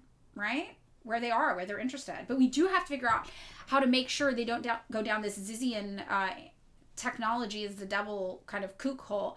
And we need to make sure that they are able to connect it to the very real issues affecting their lives, which is rich people. It's rich people don't care about you. Rich people don't care about you. So we have to remind ourselves of that. Oh, wow, Smash Ultra. That's a big win. Yeah. This article provides Marxist analysis and data about AI that is important. Oh, okay, that's what this one is. The monthly review. Independent Socialist Magazine and Press. Yeah. So that would be the continuation of AI would be a Marxist assessment of AI, which is interesting. Oh, here. And they're even talking about this, where China differs most from the United States and the West with respect to AI is in leadership and AI governance. And this is what some people in China were telling me about as well, which is interesting. So we've got going. It looks like it's going to be Russia, Ukraine. But I do think this is probably a good article. I'm going to give everybody this for further reading if they would like. Because this is interesting. And I do think it's important to really conceptualize that the issue isn't the technology itself. The issue is that it will be used as a tool to oppress and harm the working class in the United States because there is no governance. And that's kind of what it looks like they're talking about here. In China, where they are a workers' government, right? Their primary concern is protecting the working class. It's governed better. AI is governed better. The concept of enchanted determinism is used to address the commodity fetishism and mystical godlike qualities imputed to AI. AI systems, Crawford explains, are seen as enchanted beyond the known world, yet deterministic, and that they discover patterns and can be applied with predictive certainty to everyday life. Very interesting. Tob has something about Russia, Ukraine. Okay, let's take a look. So Russia, Ukraine won. So let's watch this TikTok and then we'll read the article together. But I did link the Marxist assessment of AI that looks super interesting. This looks like something I would recommend people read. This is a great. Once the Soviet Union fell apart, Boris Yeltsin told Bill Clinton that the Russians were interested in joining NATO. And Clinton said, I don't think that's a very good idea. And then years later, Putin told Obama, listen, we're interested in joining NATO. And Obama said, yeah, I don't think that's really a very good idea. Not going to happen. So what they ended up agreeing on in negotiations was that NATO would not expand to Russia's borders, which it immediately did. Right. Okay, Lithuania, Estonia, Latvia, Poland. And they took it. The Russians just took it. They would protest diplomatically, and they would get the middle finger. So they didn't trust us. They didn't have reason to trust us. We promised them that NATO would not expand to their border. NATO immediately expanded to their border. It's an existential threat to the Russians. Then a pro-Russian prime minister is elected in Ukraine. And in 2014, once the Soviet Union fell apart. Was that him? Is that Kirikow? Is that him? Yes, everybody says yes. I mean, what he's saying is correct. He's correct in what he's saying, but it's also like not, you don't need like secret CIA knowledge to say it all. Everybody knows this stuff. We remembered it happening. That's interesting. Very interesting. Okay. Fascinating. Well, he's not divulging any state secrets, I'll tell you that much. So Russia won. So let's get into this. Yep, in 2014, Donbas left Ukraine. So Russia ramps up threats against Ukraine. What does that say about the war? Oh my God, BBC. Really, the audacity of you. Please. Please. How dare they ask me for money? Here we go. All right. Moscow has stepped up its threats to Ukraine, warning of consistent systematic strikes on Kiev targeting its military-industrial complex. It has also warned foreign citizens and diplomatic staff to leave the city as soon as possible. It sounds ominous, but does it signal something new? By ramping up its rhetoric, is Russia also about to intensify its war? In one sense, such threats are nothing new. Ukraine's foreign ministry points out that Russia has been targeting towns and cities every week for more than 4 years now. It assesses the overall level of security threats posed by Russia in Kiev and other cities remains the same as previous months and years. What is new is the language used by the Kremlin to justify such attacks, and it is related to one specific incident. Moscow has accused Ukraine of deliberately killing 21 students in a strike last week on Starobilsk in Luhansk province. So this is in Donbas. Ukraine still insists it hit a military facility in Russian-occupied territory. Again, the Donbas region is not Russian-occupied territory of Ukraine. The Donbas region is an area of land that asked to be let into Russia. Russia said no, but they would support their independence movement. And Luhansk is part of Donbas. Donbas declared independence from Ukraine. Donbas should be its own country by any stretch of the imagination. They declared independence. Russia is helping them assert their independence. So this idea that the Donbas region is Russian-occupied Ukrainian territory is not true. That is its own country that declared independence from Ukraine and has asked Russia to help them fight off Ukraine. That's what's going on there. Very, very important context. Moscow is presenting the incident and what it claims to be a deliberate attack on civilians as a legitimate reason for retaliation. I mean, I would have no reason to believe this was not true based on what the Ukrainian military had been doing up to this point. In the past, such attacks have rarely required such an explanation, nor has Russia shown much remorse about causing its own civilian casualties in Ukraine. Any retaliation on Kiev would only likely kill more. But Ivan Stupak, a military analyst and former Ukrainian intelligence officer, believes it is a sign that Moscow is struggling to control the narrative of the war. He says when you have problems with the economy in Russian society, then there's pressure for revenge. I mean, what I think is really interesting, though, is that I think that the narrative of the war is starting to shift in Russia's favor, right? When you think about this, when this war first started, everybody in the West sanctioned Russia. Russia was sanctioned. Everybody was like, Russia is doing a bad thing. Bad, right? So I don't think that they ever had control of the narrative of the war. So the idea that they're losing control of it is frankly silly. They never had the benefit of Stratcom on their side. They never had the benefit of communications on their side. Ukraine did, right? So if anything, I think that what's happening is the world is starting to wake up to the fact that maybe Russia aren't the big evil bad guys in the situation we've been told they are. And I think that now there's a massive cope going on with Western media to try to repaint the picture or something. You know, it's very interesting. Hello, Chicklies. We did AI, anti-tech AI extremism, which is very interesting. Spoiler alert, it's just everything Mark's talked about. And then now we're doing a second segment that is updates on Russia and Ukraine. The hype goes down. It's just not possible to control the narrative forever. Exactly. Yeah, we're into Ukraine now. Yes, yes, yes. He says, when you have the problems with the economy in Russian society, then there's pressure for revenge. Well, the economy's been fucked. Right when the war started, the West was sanctioning Russia, Russia was sanctioning them back. The rhetoric may well reflect growing frustration and anger in the Kremlin, but Andrei Kolovenko of Ukraine's National Security and Defense Council believes there are other reasons for the threats unrelated to the Luhansk attack. The first is Russia's lack of success on the battlefield, he says, adding, in the absence of strategic results on the front, the Kremlin is trying to exert psychological pressure on Ukraine. He believes that pressure is being applied also to Ukraine's allies, with Moscow warning diplomatic staff to leave Kiev. Strong European support for Ukraine, both politically and militarily, has long been seen in the Kremlin as a major obstacle to its war aims. Thirdly, Kovalenko says, in an attempt to divert attention from Ukraine's long-range strikes on Russian territory and its own ability to defend its territories, including Moscow, in short, the war, which is now entering its 5th year, is currently not going in the right direction for Moscow. I don't know that that's necessarily true. It's certainly not going in the right direction for Ukraine, right? Ukraine didn't agree to the negotiation attempts. I'm not sure where the negotiation attempts left off, but the negotiation attempts were bad for Ukraine and very good for Russia. So I'm just not sure about any of this assessment.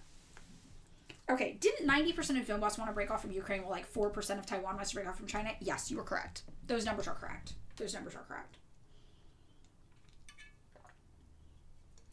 Yeah, I don't think that Ukraine is winning anything here. The Washington-based Institute for the Study of War has assessed the character of the war is now shifting in favor of Ukrainian forces, at least for now. Okay, so that's what Washington says. It says Russia is losing more soldiers to make fewer gains. Russian casualties have been outpacing its monthly recruitment figures for 5 months. The pressure is increasing in Moscow. Now, remember last week we looked at the stories about Russian people potentially being forced to enlist in the military. What nobody's talking about, though, in Ukraine, they're literally kidnapping people off the street, right? Let's see if we can find this story.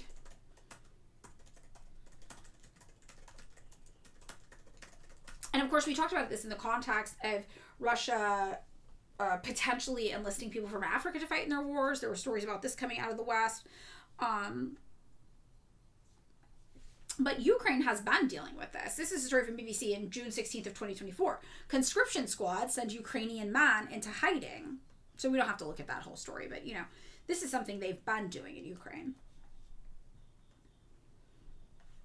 All right, so back over to this story. The pressure is increasing in Moscow. Nigel Gold-Davies of the International Institute of Strategic Studies says, with Russia facing growing industrial and manpower constraints, it must decide soon whether to forcibly mobilize its economy and society. Forcing people to sign up to join the military would be highly disruptive and unpopular, he says, and could carry major risks for Russia's stability. But none of this alters the threat to Ukraine. Kiev is still recovering from Russia's most recent revenge attack over the weekend, when Russia launched nearly 600 drones and 90 missiles, most of them directed at the capital.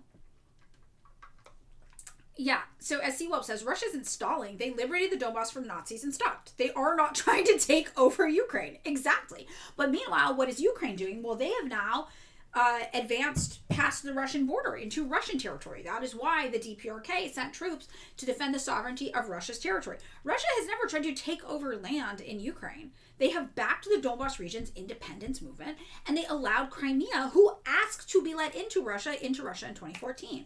This idea that they want to steal or acquire large swaths of Ukrainian land is a fantasy. If they wanted to, they would have simply let the Donbass region join Russia when they asked, and they didn't. They backed a separatist movement for a reason.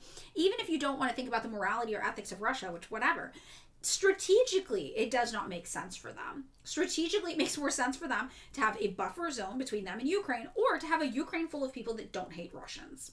That's it, and that's just rational.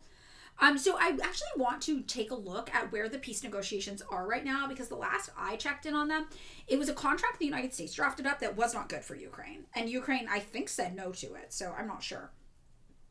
We're going to take a look, though. Ukraine's air defenses destroyed most of the drones, but 35 missiles still hit a target, and the bombardment included the rare use of at least one Russian hypersonic Oreshnik missile, fitted with 6 warheads and extremely difficult to shoot down using conventional air defense systems. Stupak says the missile's primary use is for propaganda purposes. So far, he says Russian Oreshniks have only been carrying inert warheads and have caused limited damage. Kiev may well struggle to deal with similar larger-scale repeated attacks. Ukrainian President Zelensky, crazy he's still the president, by the way, has renewed his appeals to allies for more air defense systems. Weren't they supposed to hold an election finally? He suspended all elections. They haven't had elections there. Aren't they supposed to be, their whole thing is supposed to be that they love to vote for people every few years. That's like the whole appeal of Western-style democracy and capitalism, right? And they're not even doing that. It's very, very funny. Very hypocritical. Yuri Inha, a spokesman for Ukraine's Air Force, says the main problem remains, quote, the limited number of interceptor missiles available for Ukraine's air defenses. U.S.-made Patriots remain the only effective weapon for shooting down Russia's ballistic missiles, and they are in short supply. So how does this sound like the tide is turning in favor of Ukraine? The only weapons they can use to shoot down Russia's ballistic missiles are U.S.-made Patriots that there's not enough of anymore, I'm sure also influenced by the war in Iran. There may be signs that Russia is getting more desperate, this article says, but for Ukraine and its allies too, that may be a reason to worry. Okay, very, very interesting. USA wanted a $500 billion mineral deal exploiting Ukraine that was announced near the time that Trump humiliated Zelensky in the Oval Office. Yes. So let's look this up. Russia-Ukraine peace negotiations. News. Wait, there was something on this page. I want to get some updates on this. 3 days ago, from the Kiev Post. Ukraine peace talks stalled. U.S. ready to mediate if opportunities emerge. Marco Rubio said efforts to broker the peace deal between Ukraine and Russia have stalled with no current negotiations underway. He stressed that Washington became involved because it was seen as the only mediator both sides would engage with, but said the process has so far failed to deliver progress. So he said the U.S. is ready to engage. So the United States basically presented a fuck-ass deal that the United States would profit the most from. And I guess, yeah, they said no to that. Ukraine said no to that. Russia said yes. Russia has to be losing. It's Western media after all, of course. Okay, wait, don't mean to be a smartass, but the non-Russian hypersonics can be shot down with Soviet AA guns. Even a cruise missile can get shot down by AA rocket if you're skilled enough. Oh, okay, interesting. I don't know the weapons, which is why we have Weapons Wednesday to begin with, right? So I can learn more about weapons as it impacts our understanding of geopolitical affairs. So Rubio said the United States became involved, this is 4 days ago, in negotiations because it was seen as this only party they would both talk to. We got involved. We were told we were the only ones that could do it. We were told we were the only ones they would talk to, but nobody's been talking. It's not fruitful, he says. Rubio rejected reports suggesting the U.S. pressured either side into specific positions. The U.S. definitely was pressuring Ukraine into a lot of positions. We know that is true. They're trying to say it's not. There's no talks occurring at this time. Trump remains interested in supporting diplomatic efforts, but progress has stalled in recent months. We just kind of sensed there was a lot of progress getting made. So basically, the United States tried to pressure Ukraine into giving up huge territories of land. And Ukraine was like, we cannot do this. We cannot give up a third of our country, basically. And that's really what was going on. So Zelensky said Ukraine and its international partners are currently focused on intensifying diplomatic efforts, which is crazy because Russia tried to avoid going to war with Ukraine for literally years and years and years. So I'm not sure what that could possibly mean. Zelensky said Ukraine maintained good contact with the United States. They wanted to resume trilateral peace talks in upcoming weeks, but that was 6 days ago. Meanwhile, the Telegraph reported on May 19th that Kiev is seeking to restore a broader European negotiation format involving Britain, France, and Germany as well. And Ukrainian officials reportedly no longer view the U.S. as a sufficiently effective standalone mediator. So our negotiator-in-chief Donald Trump, who says he can get any deal done, apparently could not get this deal done. Elon Musk boasted that he could buy and own Ukraine. I don't remember that, but Ukraine was all over the Epstein files, which is very, very interesting. Yeah, I don't know what world they thought Ukraine would agree to this. I think that we really, here in the United States, thought Ukraine would get so brutalized, they would agree to anything that benefited American business interests. Oh, good, Britain is coming. They're so good at borders. Sweep Corps. Wild. So Zelensky discussed the idea with French President Macron, proposing to add additional content to the format. This is wild. Yeah. And this article did come out today. Today? No, the 22nd. Sorry, 4 days ago. And this has been going on since January 24th. That's when the first round of conversations took place. It's not making progress. Now today, this article from Responsible Statecraft, our libertarian source on international politics, which is quite funny, and I do kind of appreciate them sometimes. Dog Maine. All of this could have been avoided by not illegally dissolving the USSR. Real talk. Exactly, Malrish. All right. Rubio's ominous comments about the future of negotiations, coupled with Moscow urging U.S. and European diplomats to leave Kiev, spells darkness ahead. So I do like their assessments of foreign policy because they are libertarians. Their general rule is that, like, the United States is way too involved in foreign policy. They do not have our same objective or goals or interests as Marxists, but they are sometimes funny about foreign policy in a way I appreciate. So I just want to, put that out there. So the warning from Russian Foreign Minister Sergei Lavrov to the U.S. and European governments to evacuate their diplomats and citizens from Kiev before Russia launches systematic strikes marks a drastic escalation in the Ukraine conflict, with a serious risk of drawing the Washington and NATO... Okay, that's a typo. With a serious risk of drawing Washington and NATO into direct conflict with Russia.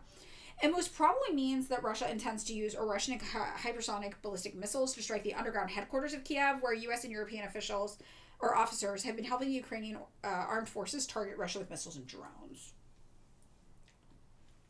Halbell says, Ukraine's goal is not to win. They see any peace talks as a chance for Russia to re-equip and remobilize. They don't need to win. They need Russia to lose. Yes, that's true. I also feel like the United States needs Ukraine to lose, though. I feel like the USA needs Ukraine to get rid of its pesky pro-Russian sentiment that still exists in its borders. And that could be through losing territory, certainly. I think the United States wants Ukraine to lose the Donbas region. I think Ukraine wants to keep the Donbas region. I think Russia doesn't really care as long as people don't want to kill Russians next door to them. Right? I think that's kind of my assessment, basically. Yeah, the Cato Institute has some good analysis sometimes. Yeah, as long as you know the perspective, you're like, okay, they're libertarians. This is their motive. This is what's going on. You think they just want Ukraine as unstable as possible? I don't know. I feel like they want it stable and stably full of people who support Europe and the United States. Because it had been so historically divided. So many people there did support maintaining close ties with Russia. That was bad for Western business, but it's interesting to consider. So, in recent weeks, these hypersonic ballistic missiles have caused increased damage deep within Russia itself. Is that what's going on? Oh, no. Underground headquarters in Kiev, where U.S. and European officers have been helping the Ukrainian armed forces to target Russia with missiles and drones. So Ukrainian missiles and drones have caused increased damage in Russia. In addition, a Ukrainian drone last week in the Russian-occupied Donbas, again, wording, right, in the independent free nation of the Donbas region, that is attempting to secede from Ukraine and that Russia is supporting, struck a college and reportedly killed 21 students. Russia responded with a massive assault on Ukraine, including the use of Oreshniks. So far, however, Moscow has refrained from targeting Ukrainian headquarters. This is somewhat remarkable, given that the Ukrainian armed forces have repeatedly targeted Russian headquarters. Why is this? Because I don't think Russia's goal is actually to be at war with Ukraine. I think their goal is to aid in the Donbas having a separatist movement, and that's it. As they mentioned, right? So that's probably why they've refrained from targeting Ukrainian headquarters. Now, again, though, map of Russia invaded by Ukraine. I wonder if this will show it. Everything's just worded so differently.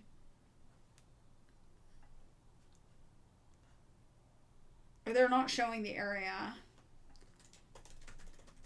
I think we saw this. Oh, here it is. We saw this recently when we were talking about the DPRK. Oh my god. We'll take a look at this. Because again, the idea is just that like Russia has invaded Ukraine, but this is not exactly true. Because if we look at this map, here is the border and Ukraine is advancing into Russia.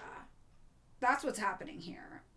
Ukraine is advancing into Russia, and this is where North Korean troops were to help secure Russia's border against Ukraine. Yes, it sounds naive when you don't include the context that the Donbass and Crimea provide Russia with a buffer zone. That is true. Crimea is already a part of Russia, so I think they lost that opportunity. But yes, the Donbass being independent is a buffer zone for Russia. And again, even if you don't think about the ethics and morality of Russia, you don't have to. Strategically, militaristically, Russia benefits from having a buffer country in between them and the newly anti-Russian Ukraine that does not hate Russia. That's beneficial to them, right? So I think that that's important to note. That's very important. So yeah, I think that this map, remember, Ukraine, I don't know why Ukraine's advancing into Russia. Does anybody have any? I haven't looked into that. Yeah, Donbass does have a lot of natural resources that people want, definitely. Ukraine in general, but Donbass in particular. But that's why also it's like Russia could have taken them if they wanted territory, but they don't. They want strategic allyship and partnership. That's why they also tried to join NATO a bunch, which is true. They did. They did try to join NATO. Yeah. As Kaltimus says, would you want a guy with a gun who wants to shoot you right next to you? Or do you want him on the other side of a crowded room from you? And it's like, yeah, you want some safety in between you. And that's really what they want. Yeah. Mallory says, saying Russia is supporting their independence makes it sound like a moral categorization, like Russia is good. But really, it's just like Russia's being rational. And that's the important thing to take from this. Russia is being rational. You don't have to believe that they're kind, benevolent, good actors, whatever. It doesn't matter to me if they're nice guys or not. What matters to me is that this is a rational act from a rational country that does feel threatened by NATO encroachment, which is very real and valid. I think is real. Yeah. I don't think it really matters, how ethical or moral or sweet they are, right? And I think this is, liberals try to like moralize world leaders a lot of the times, and I don't think there's utility in that. I think some of the best world leaders are ones that you might not like as fucking people, right? But that also allows them to make difficult, complicated decisions that keep people safe, that actually keep countries safe, and that political and economic stability that comes with those difficult decisions is ultimately beneficial for large numbers of people. So, we don't have to apply a moral lens or judgment to it, right? How deep are the Ukrainians into Russia? Well, so the thing I just showed was older. This was from, let's take a look at this, 2025. So this is from last year. So let's see if we can find a more current update.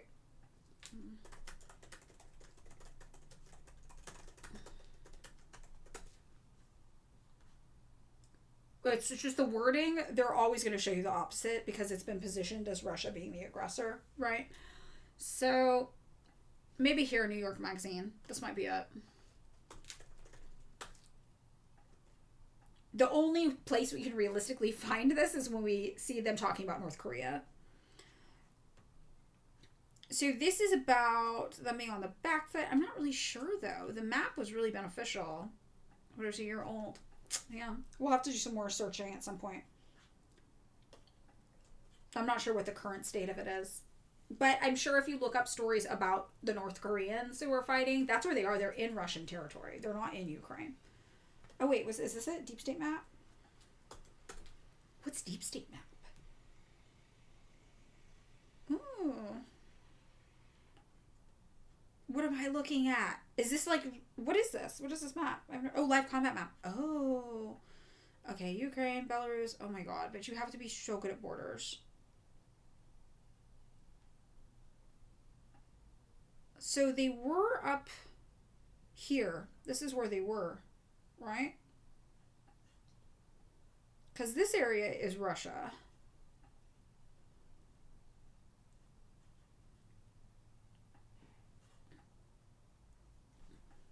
Yeah. Because Kursk is Russia, right? I'm so sorry. I'm so bad at geography. Yeah, Kursk is Russia.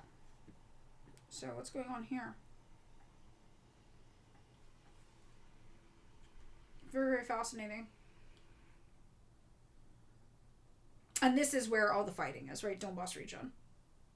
Luhansk, I think, is probably here. I think this is Luhansk. You guys know my geography is not ideal. But this is where most of the fighting is. Oh, is this Luhansk? This is Luhansk. It's even further. Yeah. So this is where most of the fighting is. Mariupol, right? And it's like, yeah, you could see Russia's not trying to go for Ukraine. They're really, it's like everything is centered around this area that's trying to secede. The fact, honestly, that Western media doesn't even report that this is after a legitimate attempt for an area to secede because they were experiencing ethnic cleansing is crazy. The border of Finland. I can't zoom out anymore. I can't find Finland. I can't do that. Why do you test me? Why do you test my American public school geography like this on live? Why did they attack? Well, now they've started doing retaliatory attacks where they're just like, hey, you bombed like a bunch of college kids. Like, you can't fucking do that. But that's why they're also warning them. They're like, hey, like, you know, you guys got to get out of here because we're going to start targeting you. So they have bombed Kiev before. That's like what launched off the original war. But you can see most of their attempts have been in this region, right? Yeah, up north. I saw. Yeah. There. I saw them. They're up there. Yeah, I don't really understand the map so well. I wish I understood it better. Yeah, what are the red regions? Yeah, there was. I mean, and there was. It was fucked up what was happening to these people there. Russia's patience running out. Yeah, that's true. That's true. And again, you don't have to believe that Russia are benevolent, kind. Like, it doesn't matter what you think of them as people or not, right? Having a globe at work. Oh, I need that. It's just what's reasonable and rational for the political stability of the region, which the United States disrupted. Okay, current front line. Russia held 30% at one point of the country. Right. Okay, got it. It's supposed to be contested territory, probably. Terror attack on a school. The retaliation is framed as escalation, though. Exactly. And I also just want to point out, like, look, this is the thing. When people are like, the Bucha massacre that Russia did, or, you know, civilian deaths happened during the war, even like the USSR, the Katyn slaughter in Poland. Yes, bad things happen during war on both sides. Like, I don't think that there's any perfectly moral army where no group of this military has gone off on any country in the world and done something horrible that harmed civilians, that innocent people died. That's why war is bad and should be avoided at all costs whenever possible. But if you tell me that one area in this war, one country, tried to negotiate for decades, literal decades, to avoid getting to this point, I'm going to side with them. They're the ones who tried to avoid escalating to this. And the people who refused to use diplomatic tools that were available to them to reach a solution to this issue and allowed it and facilitated it to escalate into this war, they are the responsible parties to me. Right? Except for the most moral army. Oh, Porlo's rating. Hi. Hello, welcome. Welcome, everybody. Hi. Great timing. We're just finishing up our convo about Russia-Ukraine updates. And we're going to switch over to map. So you're going to catch the final 30 minutes of the stream where we talk about map stuff. So I hope you guys are ready to talk about the map. We're doing map. We're all in on map. You missed so much today, though. You missed so much. Ted Kaczynski, eco-fascism, Marx predicting AI data centers. Finland, I found it on a map with a little bit of work, but I found it on there. Geography hype. We're doing it. Find land, if you will. Yes. I found it. Hello. You know, look. I'm an American. I had a public school education. Suffice it to say, geography is not our strong suit. My nightmare is being stopped on a street by somebody with a camera asking me to name countries on a map. I would be every humiliating American. I would have no idea. I would be like those people who think Canada is Australia. You know what I mean? I would be that. So, it's humiliating. It's humiliating for me and my people, Americans. And, you know, that's the cost of education, the education system under capitalism. You don't come out of it. It's not a good system. You don't come out of it with a good understanding of geography, of the way the world works. You know, I'm just saying. Yeah. Every country is just some version of Greater Fresno. That's really all that matters to me. It's all that matters to me. Okay, well, we're doing our transition into map, where I learned to be better at map, where I learned so much about map, and it's been very useful for me personally. We are finishing up Africa this week. We have Mozambique, Lesotho, Eswatini, and Malawi today. So I feel like you learned all the countries your first year of uni. Wow. I went to school for apparel design. They didn't teach us that. Wait, what? Iraqi Mo, topography was a specific class. We did not have a topography class. Wow. You had to learn to read maps and learn about world cities that we had in elementary. Yeah, no. In 8th grade, we had one class on geography. It was mostly just the United States, and we had to memorize the capitals of all 50 of our states. And it's the only geography class I ever took. Ever. Very, very different experiences. Swatini. Okay, guys. We're doing it. We're getting into it. I think let's go with Mozambique today. Right? Lesotho. Oh, thank you. Thank you. Thank you. I'm learning so much. I learned how to say things. I learned how to find things. I'm learning about the world, chat. I'm learning about the world. Hey, Bigako, you've been really quiet today, actually. I haven't seen you much in here today. We grow.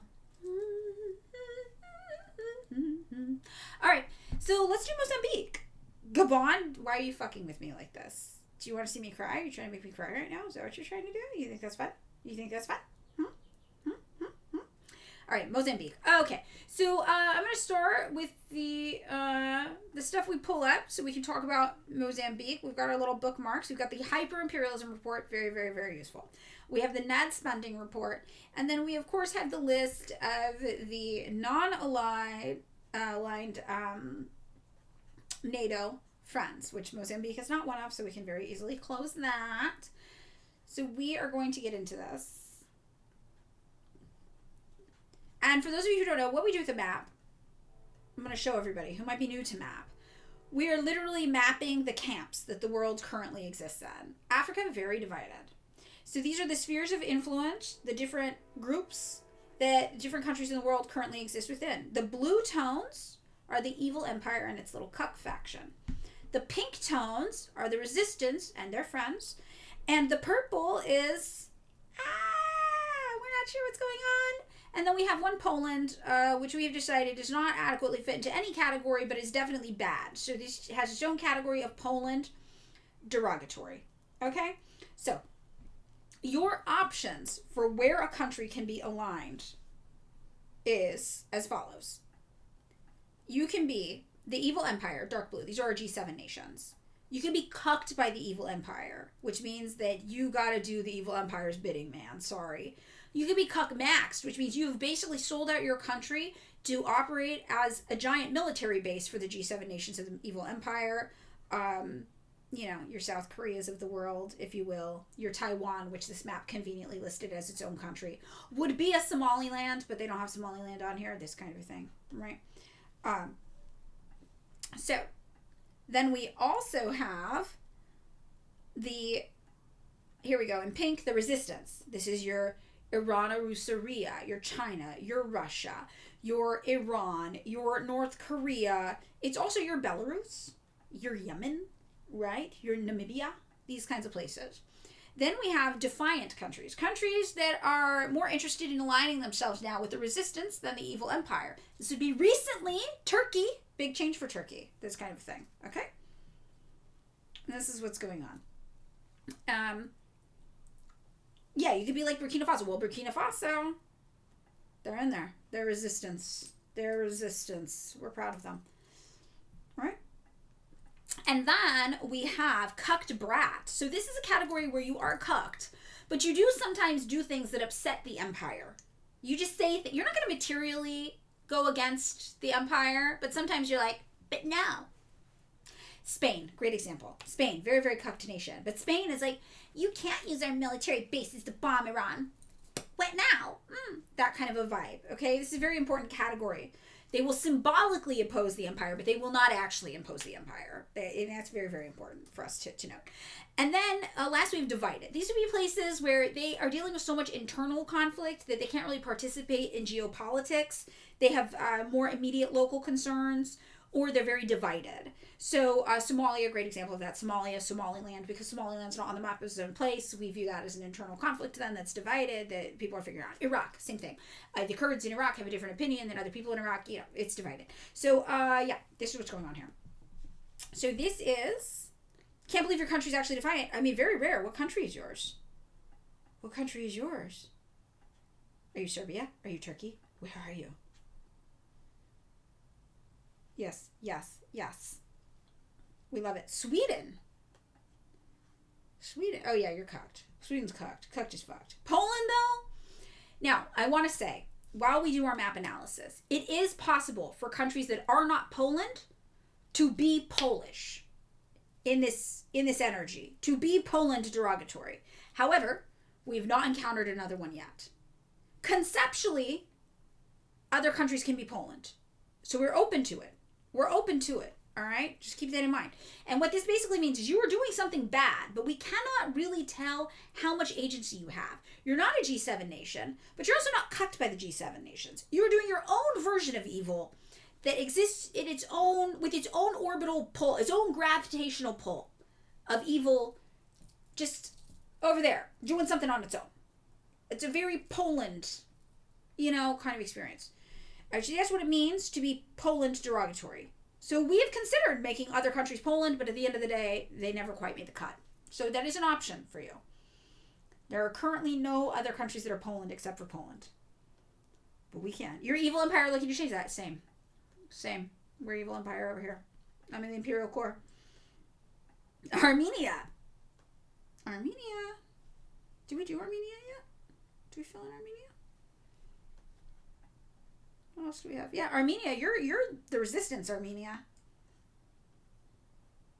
Armenia, we think you're doing it. With what you got going on with Azerbaijan and Israel, you're fighting. You're fighting it, Vorlo. Yeah, we got the Armenia, or we're Team Armenia over here. Will Greece ever? I think Greece is. I mean, they've been in such a state of turmoil. I don't know if you guys know this. Madeline lore while we talk about map. I used to work for a Greek jewelry company where everything was handmade in Greece. And this was during like 2010 to 2018 era, 2015 era, something like that. So literally we'd be on the phone with the people making the jewelry in Greece, and there'd be like bombings going on. It was like when all of Greece collapsed. And I remember thinking like, oh, they're going to have a full-on revolution, like a communist revolution. And they didn't. But, I think that there's something there for sure. I've thought about that. Okay, so we're going to do Mozambique today. Let's get into it. So the first process we have is to look at the hyper-imperialism report, which basically tells us what's going on in terms of military bases, in terms of U.S. intervention. So here we have, obviously, a handful of countries have abandoned socialist agendas after being hamstrung by Western development finance, such as the case of Angola and Mozambique, where we know this very, very famously. So Mozambique joined the UN in 1975. They were a Portuguese colony. We know that as well. And they are not on a U.S. sanctions list currently, and they do not have a history of U.S. military intervention, and they have 0 U.S. military bases, which is making a strong case for them not being cucked, right? They also voted yes on a Gaza ceasefire, and they abstained from a Russia withdrawal, which probably means that they do trade deals with Russia, would be our guess. So, very, very good starting off base for us. Now, let's see if the United States is trying to change that at all. What is the United States doing in terms of net spending? They've got nothing. They have nothing going on in Mozambique. I didn't misspell it, did I? I'm always like, I spelled it wrong. I don't know how to spell anything. No, that's correct. Okay, so we have nothing in the NED report for Mozambique. They don't know it exists yet. So let's look at Mozambique and Russia in the news. Okay, there we go. Russia and Mozambique reaffirmed defense cooperation after foreign ministers meeting. We're going to look at that. That was from a little while ago. Oh, and then a month ago, they signed a new deal. Oh, fascinating. All right, so we've got this story here. Russia and Mozambique reaffirmed their defense relations, again, this is from last year, July, during a visit from the African country's foreign minister to Moscow on Tuesday.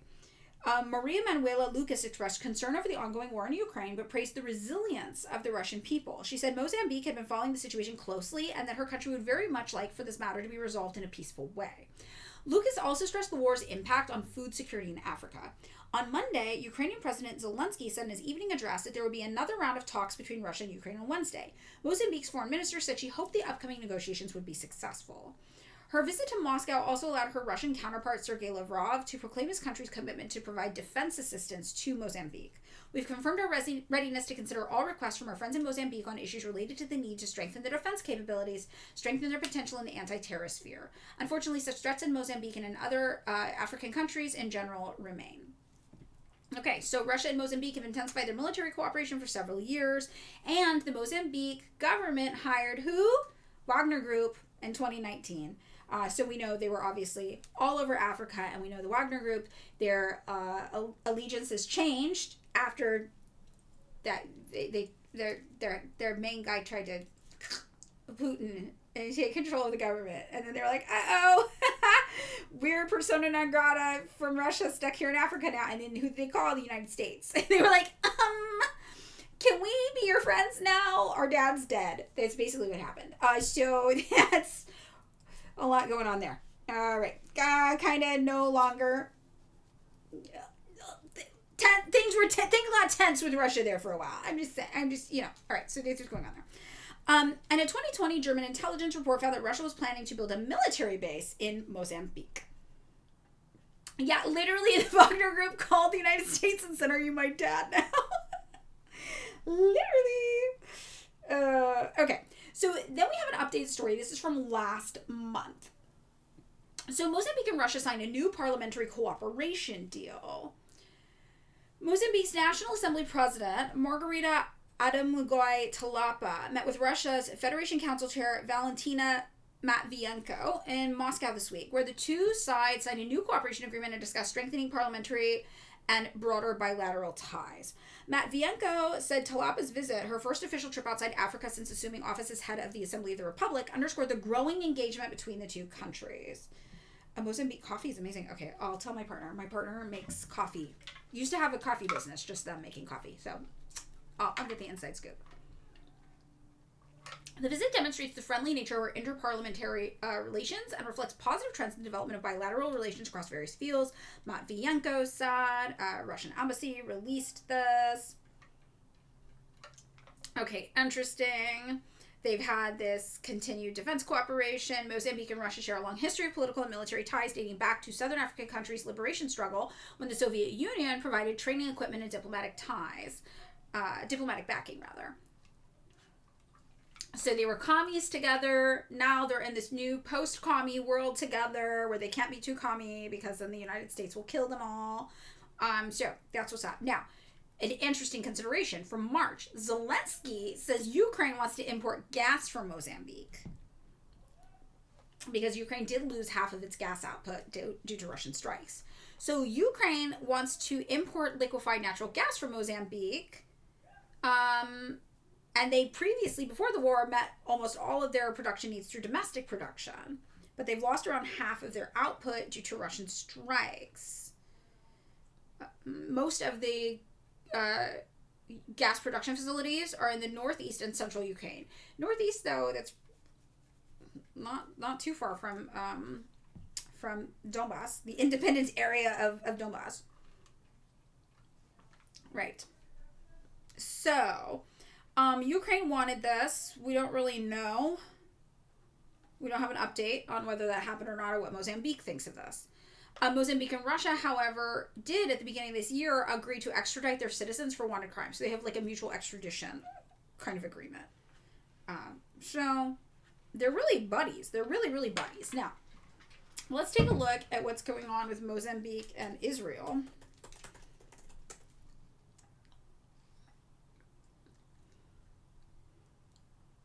Okay, we got cholera. Israel has true Christian friends in Mozambique? What? Israeli charity deploys teams for Mozambique flood response. Okay. Doesn't feel super relevant.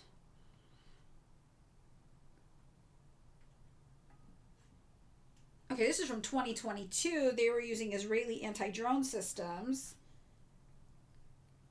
to battle ISIS. ICE. No longer ISIS. IS.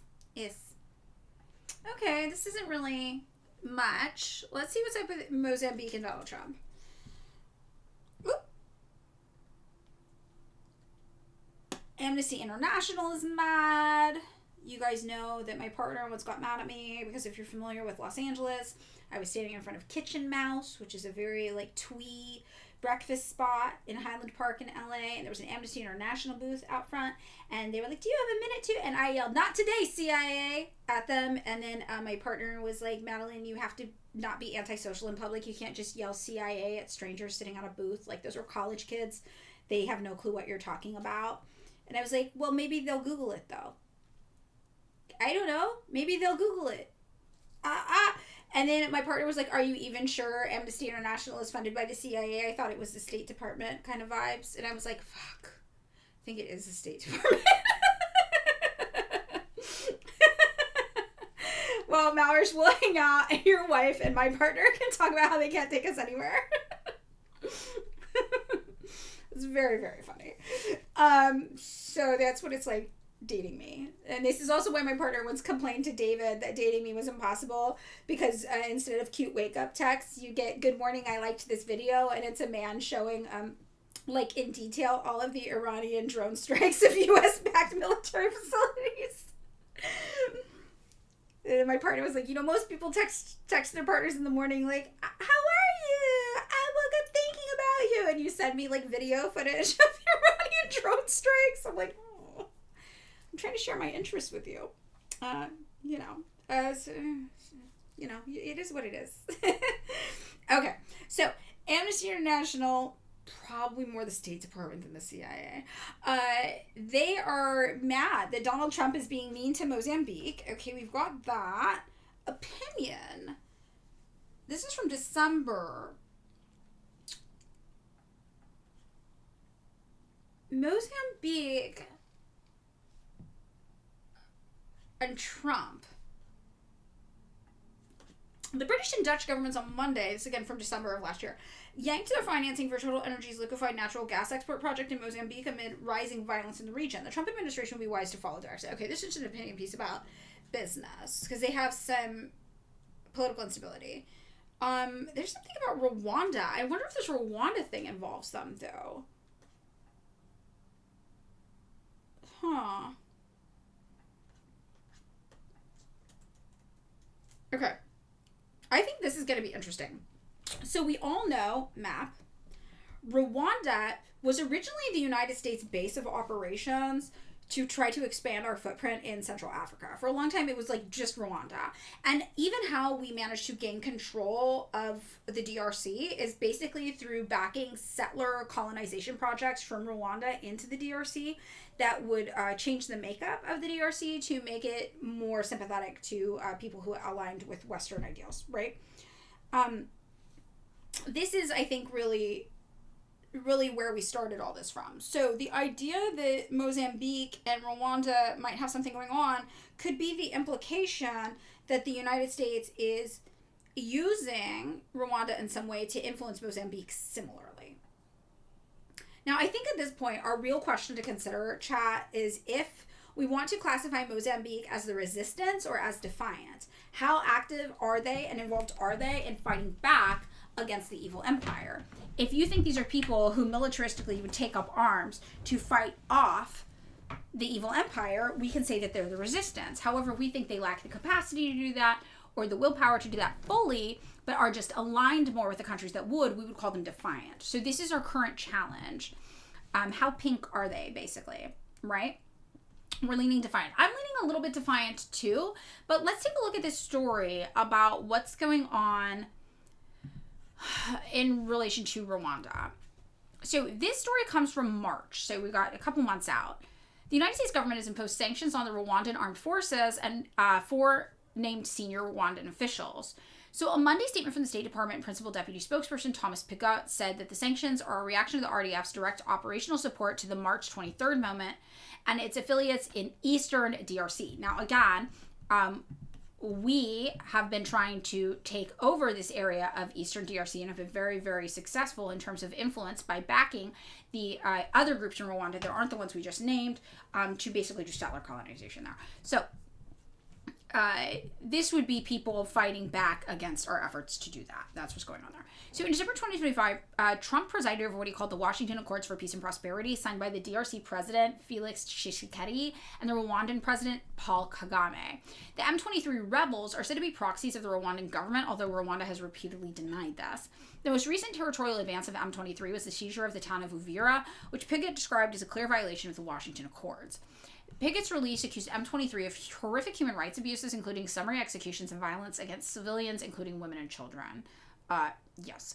So this is why people will say the United States is backing Rwanda in committing basically, like a genocide going on there. So, where is this? The sanctions are related to Rwanda's support to M23, which is interesting. It's interesting that the United States would sanction that. U.S. sanctions are imposed by the Office of Foreign Asset Control and normally take the form of blocking assets. The Rwandan government attacked the sanctions decree as biased. It argued that the move was targeting only one party to the Washington Accords and misrepresented the conflict in the east of the DRC. I'm very, very interested in why the Trump administration is all of a sudden coming down on them for that. Because it benefits the United States as well, I had thought. The Rwandan government claimed the alleged DRC coalition includes foreign mercenaries, the FDLR, which is their heir to the genocidal armed forces of the regime overthrown by the Rwanda Patriotic Front, led by Kagame in 1994. The dispute potentially affects Mozambique because Rwanda is the country's main ally in its fight against ISIS terrorists in the northern province of Cabo Delgado, and because U.S. companies are key investors in Mozambique's natural gas industry. So it would definitely just be defiant more than anything else. The 4 Rwandan officers named in the sanctions decree include RDF Chief of Staff Vincent Nyakarundi, who visited the Rwanda's troops in Cabo Delgado on February 26th. All right, so it's not yet clear if the U.S. sanctions will have knock-on effects against Mozambique. And Mozambique has been careful so far not to choose between Rwanda and the DRC. Fascinating. I would say, okay, so I'm going to position them as, I kind of wonder if the DRC should just be listed as divided, actually, because